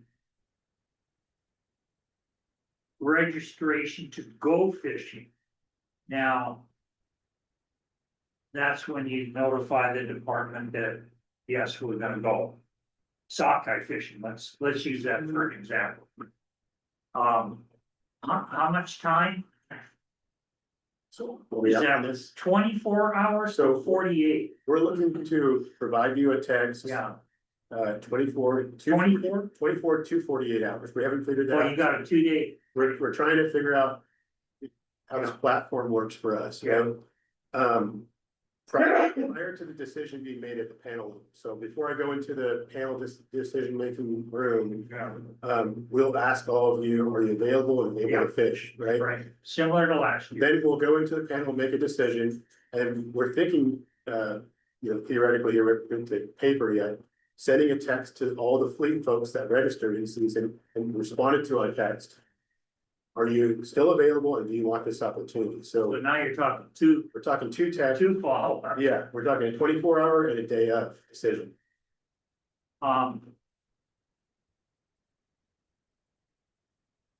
Wow, gets more complicated, yeah, so. I had a question related to that, but, oh, so then you will publish. Somewhere. A list. You will publish. A list of those that are legal to go sockeye fishing, we're sockeye fishing or not. Correct, so it would be the same process as last year where that in-season form, right? Yeah, Once we had a fishery, it would be posted online with everyone that can go fishing. And then also it's filed an emergency break as well. So, yeah. And we might even send, we've sent text, emails, just kind of reminding folks, go check the webpage or go check the emergency regulation. Yeah. What I will do this year is I'll send a link, but I'm not gonna email the whole fleet the list every time, like it's your responsibility to go to the website, that's where it's posted to see the list. see indeed that we properly did it. Yes. Yeah, okay. Well, that's all good, yes. Just a quick question. So if you're gonna do that double check-in, and hypothetically, let's say 40 gill netters sign up, and then all of a sudden it's down to 20. Can you take that cap number and at that last minute go, okay, you just went from 300 to 800 or 300 to 600 fish, something like that? Is that what you're, Yes. is that what you're, That's what we're going for. that's where you're going? So, Perfect. yeah, so Thank you. our intention here is to weed the list down as much as possible Yeah, to amplify the share per vessel. Thank you. Yeah, In all actuality, the easiest way for us and our user group would be if you had an opening and get in, depending on anybody, we can get more time. In two different windows, if we had the first opening and we had 45 boats sign up and only 20 fish, well, if we had the window to go fishing again, we would know that that we could. That, those 20 boats or so aren't fishing. And it would mean that if we can get, I would like to see us get more time, because one, I think I wrote you, the amount of time we get in 10 and 11, we get 2 light changes. I wrote that, and so we get a night and a morning light change, and we get 4 more hours, and we're struggling to catch 400 fish in an area with less tide and less weather. When we go up 7 and 7A, we get less time, 1 less light change. We start later behind the other user groups where it's 2 blocks to even catch 400 fish is a big day. And if these numbers go to 600 or more for us for both, we won't catch up. There's a really good chance. I mean, some boats might get it. and this is a point Christian brought last time, and I briefly talked about, I brought to the tribes, the concept of you guys each have a share per vessel, right? And maybe it's not gonna work out on that first day, maybe we need 2 days to go find that share for your vessel. So that's something I can work out in the pre-season, that's more of an in-season conversation. And I think you should bring this back up to a table, I mean, attend the Fraser meetings as much as you can, or listen in, or talk to the reps in the room about how things are going as we lead up to the second modeling. I'd say after June modeling, we're gonna have a lot more information for you about, is there flexibility for approaching these fisheries? Because we might need it, like you said, it might be a bad weather day, you can't get those 600. And you lost the opportunity because we only had 1 opening for the year and 7 so. I didn't know if you had hesitation giving us more time to figure, but I've tried in my brain to try and figure out how I could cheat. Let's say we end up with 2 days and I could get double the amount of fish, but if you're doing it on a fish ticket, it isn't gonna work. I think it's safe. There isn't. If you still can reach your 600 and have a little more extra time, which we would need, I don't think there's any way. I've been trying to look, I don't think guys are gonna be able to figure out some way to go out one day and catch a quota, then catch the same quota the next day, Well, that's where we have to think about how this can be flexed one season. We also have to think about enforceability. So. Yeah. If the enforceability piece doesn't work out, then the flexibility doesn't work out. So I mean, yeah, we can't have folks, punching in 2 quotas or and on a single. Well, there's always sour, rotten apples in every little barrel, I think. They're everywhere. I mean, that's just in every world we live in. There's gonna be folks that, have challenges with the rules we set, but. I mean, we gotta figure out a way to ensure we don't lock ourselves into a payback every time we go fishing. Yeah. Yeah. The one question is what's the, okay, let's say like last year, you go get a set for 150 fish on that small quota during the windy day. And you get one for 200, Quasi drops off at a, observer, and the observer's telling you to throw them overboard. I have a tough time with that because I realize they're counted both ways. Let's say if I took those extra 50 and brought him to Shannon because he didn't get his share that day, transferred them, what's the legality or how much trouble can get in? We've talked about the transfer. It's a gray area. It's not the legal enforcement piece is something that Officer Chadwick and a few others will have to speak to. Okay. The piece about sorry, your first. My name's Brian. Brian, sorry. Sorry, remind me what was the first piece you said again? Well, I was just concerned about, okay, Quasi drops off. Oh, the observer, right? Sorry. And I said, observers should not say anything about your catch. So they're just there to observe. Okay, So it must have been, I mean, again, these are issues with the observers that we have to improve. Well, it was under my impression last year, he dropped one off on a friend of mine's boat and basically he had caught his number and he was throwing them overboard. And so the observer's checking him as a dead fish is a dead fish. I just assume see something get counted and go somewhere other than just throwing numbers over. And so if I ended up taking overage and transferring to somebody else's boat, I don't see a problem with that because it's still gonna get delivered and counted. In my opinion. So, yeah, I think. Like I've wrestled with this from a biological standpoint. This year, last year, and the year before, when we were really crafting kind of limited participation, because the crux of the question is. If we set a daily catch limit of 10,000, these easy numbers. From a biological standpoint, we're just removing 10,000 fish. It doesn't matter if 8,000 are on your boat and 2,000 are on another boat. We only have 2 boats. That math, that doesn't matter biologically. But unfortunately, the system of regulations we work in need to apply those numbers somewhere. So I get what you're saying. It's like, oh, I'm over, I call up, Kona Rose or something. Kona Rose is like, I'm not catching squat. You have your 500 over your quota. Collectively, all the boats out there are still under that 10,000. Does it matter for the conservation of jumping? No, it doesn't. Yeah.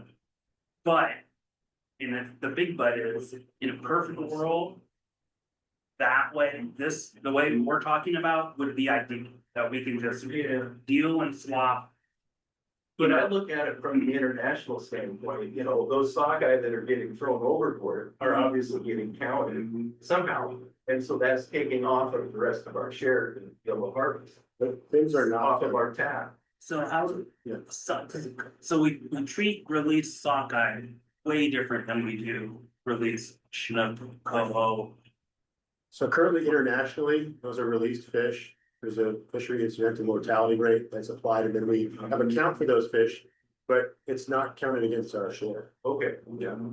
It's counted Like that against otherwise. And the process you're talking about happens in other states, like Alaska, where they have a shared fishery quota that they can kind of like the co-op between boats. Washington does not set up that. So just keep that in mind. Well, tell me what fishery, because I've been over all of them in my life, so, yeah. Well, like herring, okay, Sitka, yeah, we've got it, Florida. They've been doing that for years, but. Like Pollock does a co-op Yeah. for their bycatch. There's other fishes. There's cooperative agreements where, folks can achieve a share for a particular co-op, right? And maybe there's ways to balance that, where one guy fishes the entire share for them, you know, they split it. The issue you're talking about is transfer of fish on the water. That's a legal issue that I'm not sure we have enforceability on that piece worked out. Okay, yeah, fair enough, yeah, go ahead. So I like the way you managed the reefnets last year. You gave them 2 days to catch their block of fish. If they didn't get them the first day, and they got to fish again. Was it the same day, next day? You gave them 2 days to catch a block of fish. Sure. They didn't get them the first day, they could try again to catch their number the second day. I think that the nets are kind of asking for the same management plan. It's the same concept that I brought up earlier, Yeah. trying to implement that for Person and Gillnet. Yeah, The challenge with the reef nets, we can track 10 fisheries pretty well. They also have a log. They have a logbook. If we implement a logbook and, you know, license numbers and S numbers on the tickets, then maybe we get closer there. The challenge is enforceability, right? So, might have 15 guys going out one day and 20 the next, and they're all trying to go after their specific share, but they caught some part of it in the previous day.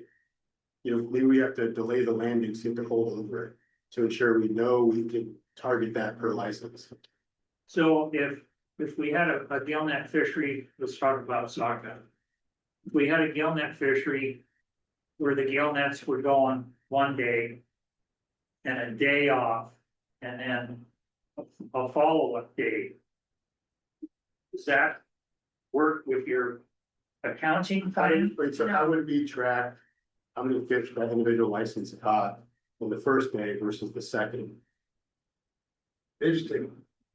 We text you. Which pages? So the text, the logbook is how we get around here with reef nets. And there's only 10 licenses. Right, But you're gonna want that information immediately, so you can, Right, there'd be quick reporting, which, yeah, we generally wouldn't have that flexibility in terms of timing either. With the Fraser sockeye, it's like you get probably 2 days max. And they'd have to be consecutive, because when you look at, you know, a day on, day off, day on. When you're looking at it's 3 days, and then we'd have another Fraser panel meeting where they want that Right. cash fully accounted, and they're gonna know, okay, how many fish did you have? We don't, if we're dealing with the projection, we're not gonna agree to another fishery. So we want those fish on tickets. well, I just don't wanna see what happened last year. See if we can improve it. We want to fish sockeye in some form. Believe me, I mean, we're trying every avenue to evaluate where and how that can happen. So.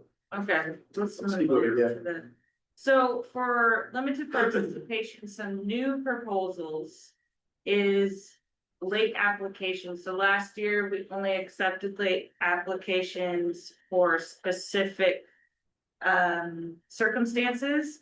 This year, we will receive late applications, but it's 7 business days of processing time. So so let's say we're in the middle of the season, sockeye, for instance, and someone says, oh my God, I forgot to sign up pre-season.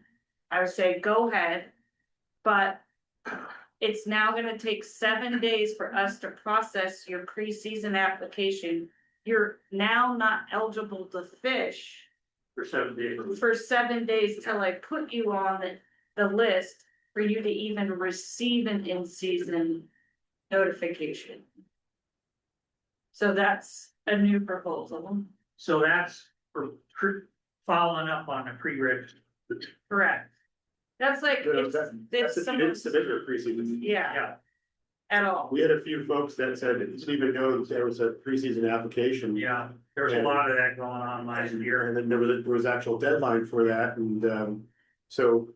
You know, to avoid folks losing their entire, you know, livelihood, we want folks to have the opportunity to submit the application.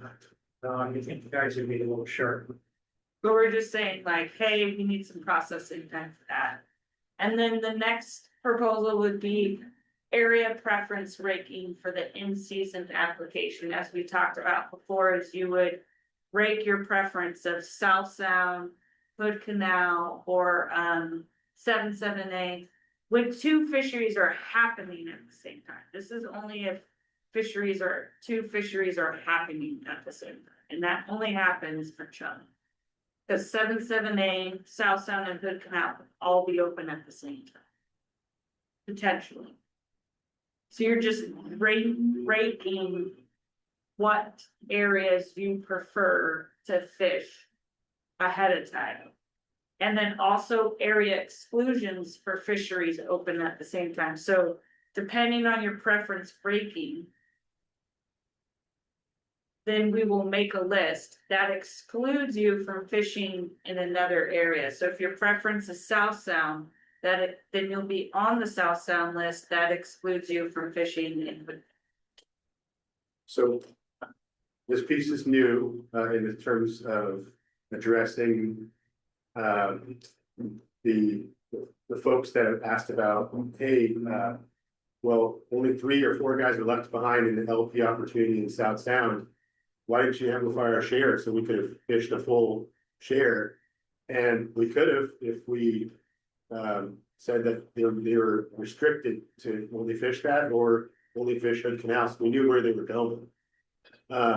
So the exclusion piece is really locking you into your preferred area.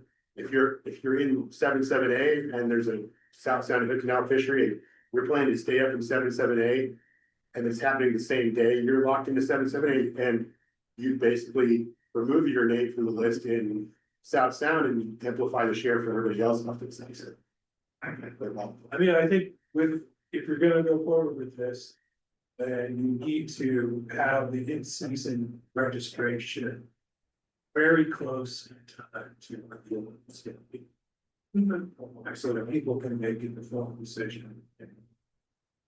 Because to force people to do that 10 days before the Olympics. Well, no, as we talked about earlier, it wouldn't be 10 days, it would be 24 to 48 hours. Yeah, I mean, so long as that's. Yeah. We're trying to make sure folks are going to their preferred area. If you're based out of Gig Harbor and you want to fish that area, for example, we now know you preferred it, so we're going to lock you into it and get you the opportunity. So this would just be in LP situations, it's not an every week thing, right?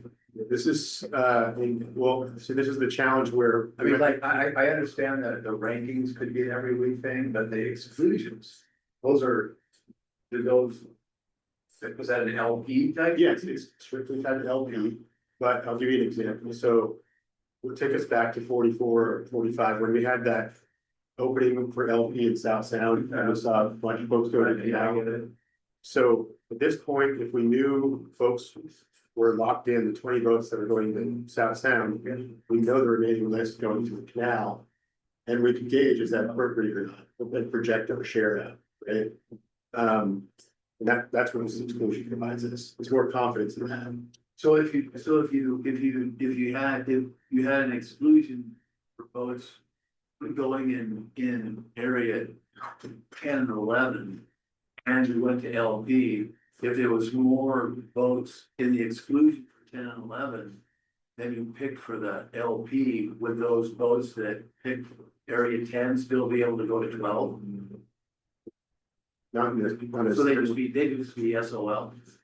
Well, no, they No, would so go to where they said they wanted. go where they wanted their preference. There's, They well, there's secondary. preference South Sound, so they're fishing South Sound. Yeah, but if you had 30 boats referencing South Sound and you did an LP fishery there, and you only allowed 10 So boats. if they're not on that list, then yes, they would be excluded from that fishery and they would have the opportunity to go to fish. They would go to their second choice. Right, and then it's second Right. choice, we'd have that list, say now it's 50 seiners going there.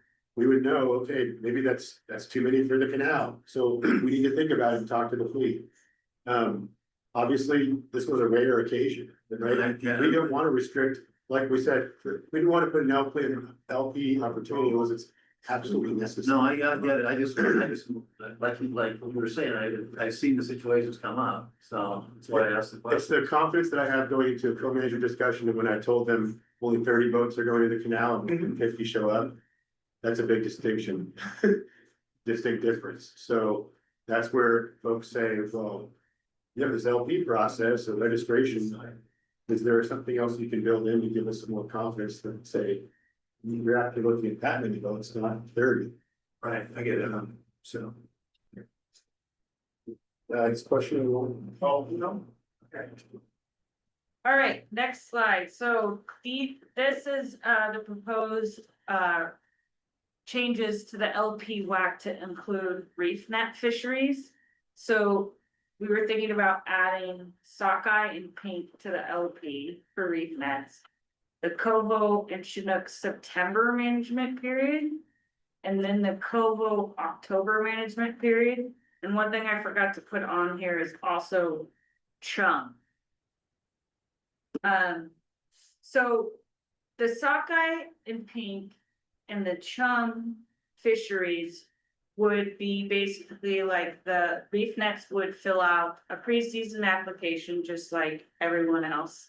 And then in season for sockeye, pink and chum, you would do if we send out a weekly in season form, hey, are you interested in fishing chum? It'd be the same as the gill net person. However, for that coho and chinook September management period, it would work a little differently. What would happen is, right, there's a cap in general during that September management period for coho and chinook. And we would split that evenly between each reef net license owner who filled out one in-season application saying, yes, I would like to fish this week.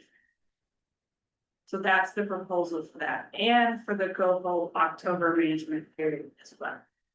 So, thank you, Sam. What we've had issues with is there might be only 8 reef netters going out for a specific period here, or 9 or 7 that are active. What we want to do is ensure that you split the share that's available among the active folks that are in the water. So this is just helping us get to that point so we can increase the share if we need to for the reef nets and split it up appropriately. What we've heard is the catch caps per license are working for the fleet. And we want to continue that approach going forward. And again, it gives you more flexibility in achieving your opportunity. The other piece was that Sam briefly went over logbook requirement is we've had issues with the mailed in logbooks coming in a little late. And so we're going to ask that you email, and we'll provide you a link. You'll just be filling out the form in an email and then clicking enter, and it will submit it back to us.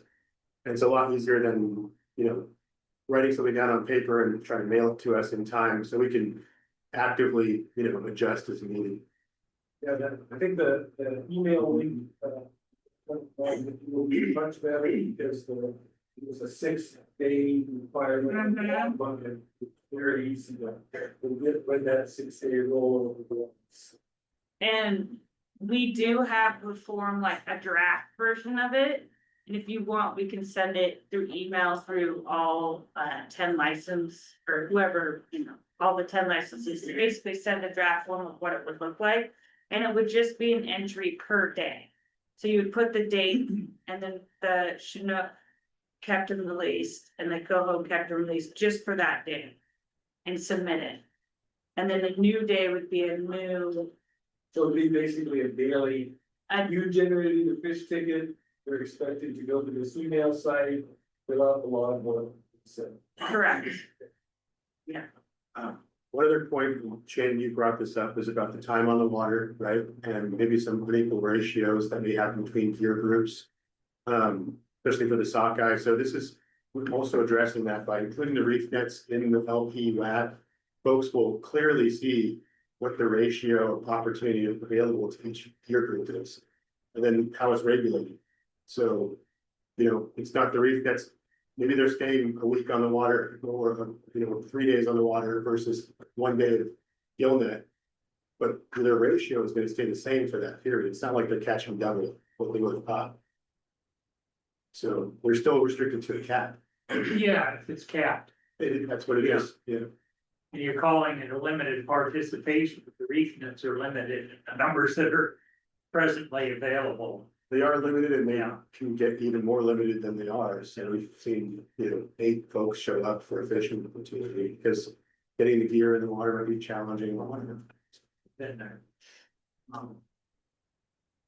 Did we go back to chunk fishing area 7A, or did you got something, you got more to go No, on? this was our last This slide. is it. Christian, you had a comment? We- Well, it's electronic logbook, we seem to have a lot of confidence, so.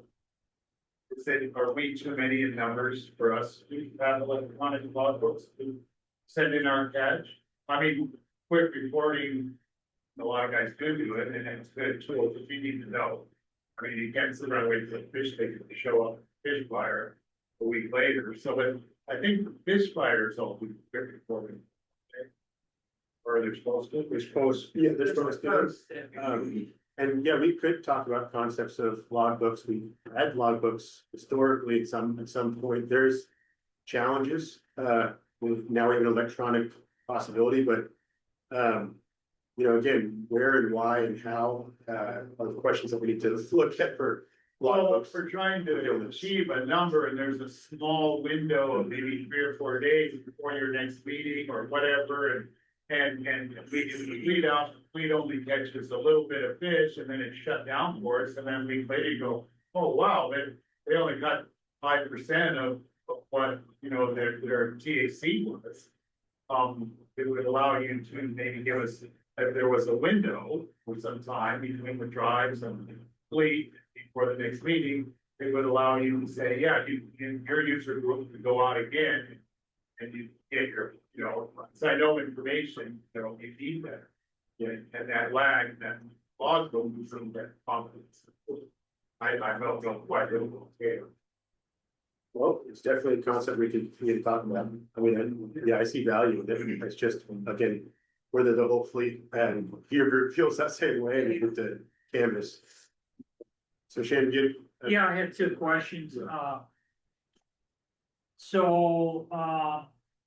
The 45-minute rule when we're fishing sockeyes, are you gonna push that?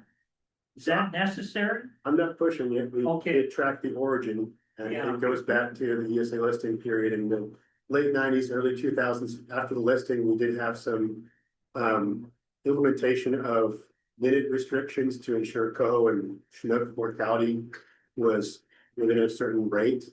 And those studies have not been updated since. Unfortunately, they're early studies from early 2000s, late 90s. But that is the ground framework for where the 45 cases. Yeah, Less than 75 minutes decreased mortality by a dramatic percentage. so let's go back. There's a difference between sockeye fishing and fishing chumps and the Gulf. So Would just be for chunk. for chump, okay, so that's squared away.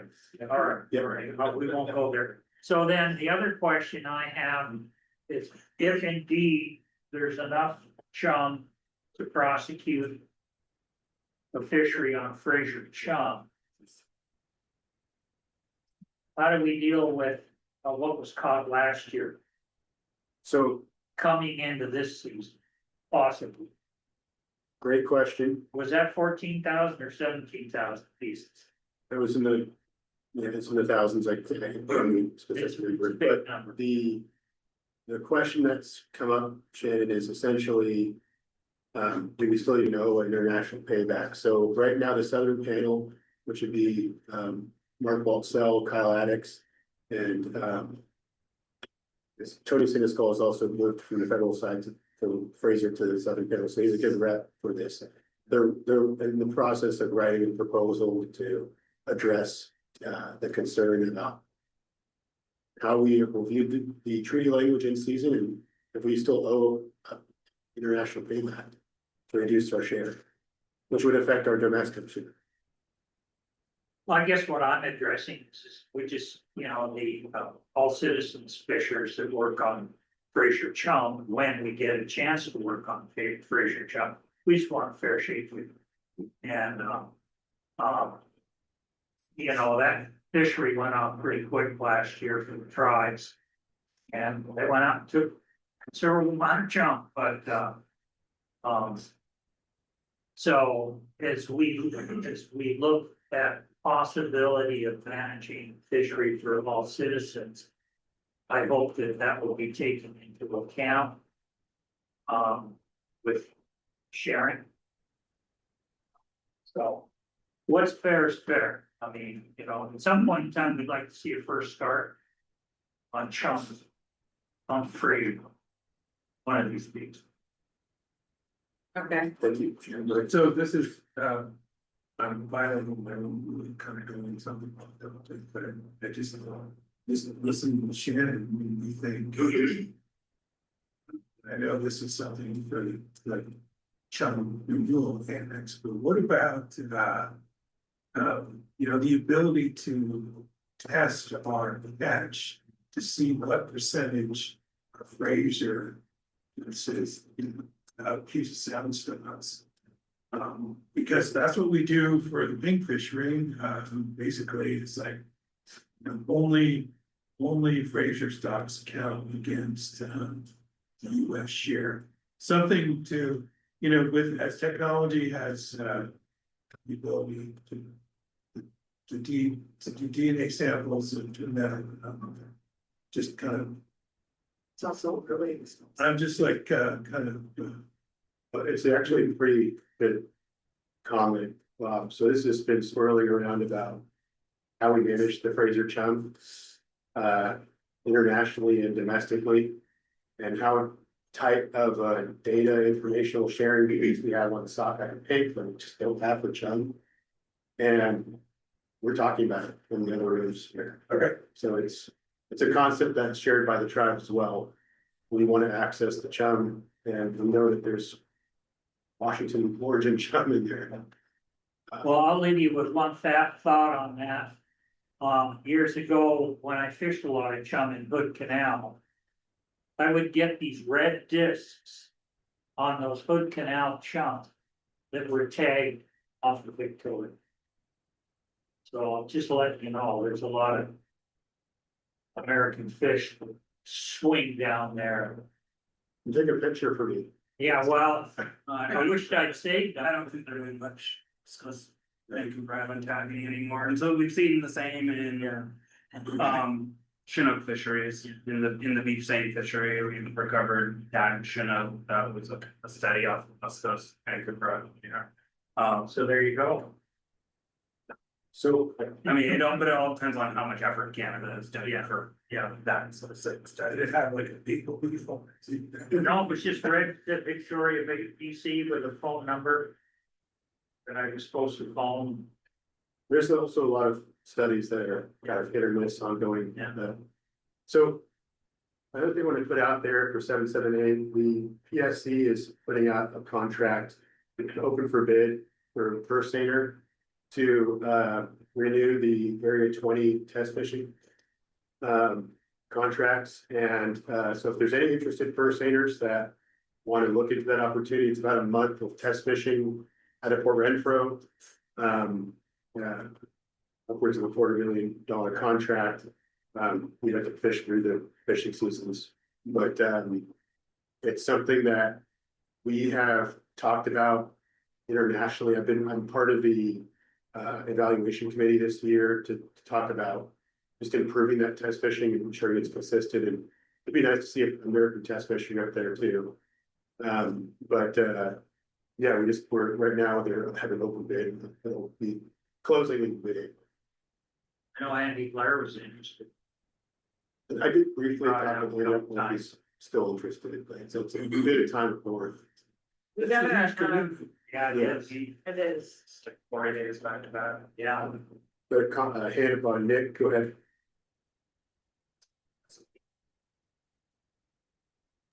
Yeah. Hey, I was just wondering, did I miss the Fraser chum forecast? Is that out yet?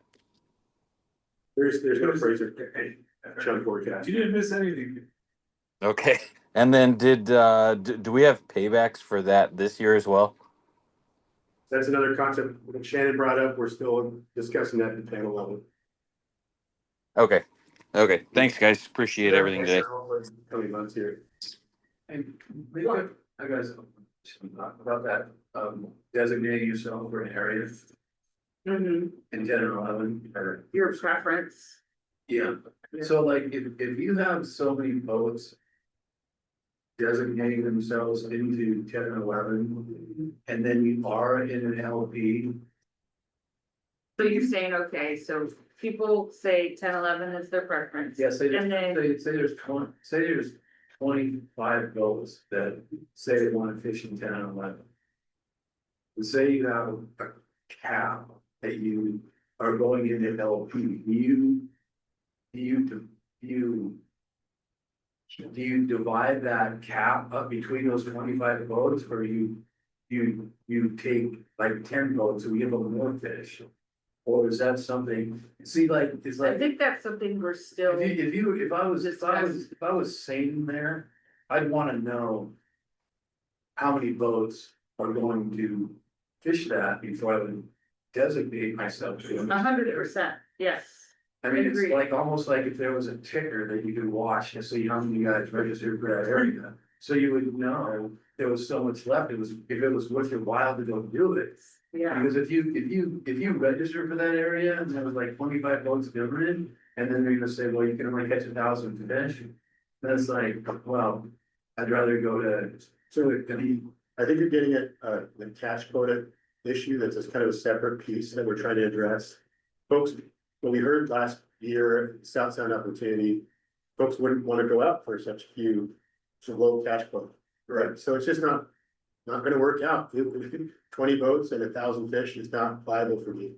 I want to go out for a bigger opportunity. so you would like limit the number of boats and the others would just. We might actually text you folks and say, here's the range of different catch quotas we can be looking at. And that's maybe where we can define a bound each week. Okay, you're only willing to draw the line at 3,000 fish. Majority of the fleet texted back, that's what we want.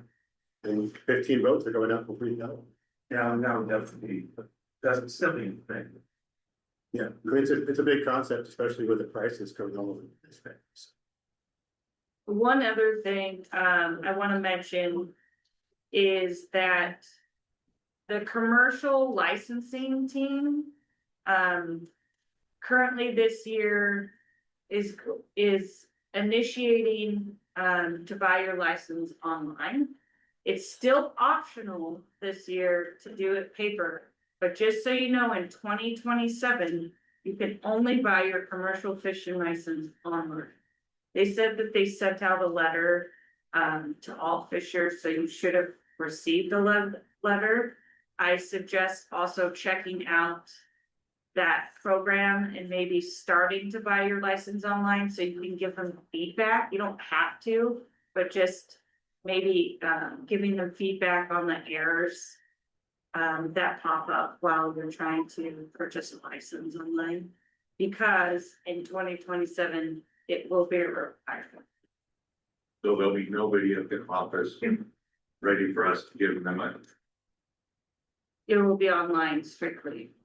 So we have one place online fire license. Yeah, it's just like it's like what they initiated for the rep. The sports and kid at every like hardware store, so. I'd like to stick to that, have a paper, that you send me paper. So that's the whole thing is that the paper. So the whole thing about the paper is because so many people are, mobile, tech savvy. And buying their license online, there's actually a paper shortage that they can't get anymore and it's too expensive to buy. For the license. Yes. License to commercial. So this is getting off topic. Yeah. I know it's not your guy, that's right. I don't have to talk about licensing. So many of us. But I think we're gonna terminate the meeting here. I think this has been, actually, like in the recreational room, this is the probably most tense we've had here in some time, so really appreciate folks coming down. And It was good. I think this was a good meeting. I want to continue this discussion. I really want folks to be somewhat engaged in PFMC too. I know it's a challenging to be meeting the meeting here, but we'll try to have daily updates while we're in Portland. And during that daily update, we'll give you a sense of any advancements on the WAP changes, anything changing in the modeling room. And yeah, I think any ideas or concepts, email us like you have been and keep it going. that the same email that comes out, like we get the notices for this? We get that, then we, Puget Sound commercial email will get sent to all of us, including. And I believe we are planning Peter Clemency to, 8 AM, that'll be settled on time for morning. It'll be after the recreational check-in in the morning. And we zoomed in on it. You can zoom in, we'll be starting a Zoom link. For the meeting in Port. Yes, Okay, good. yes, we'll have. Don't have It's to, fine. yeah. You just give updates then, or? We're gonna give updates and like kind of a Yeah. summary of everything that's going on and then any changes we're making.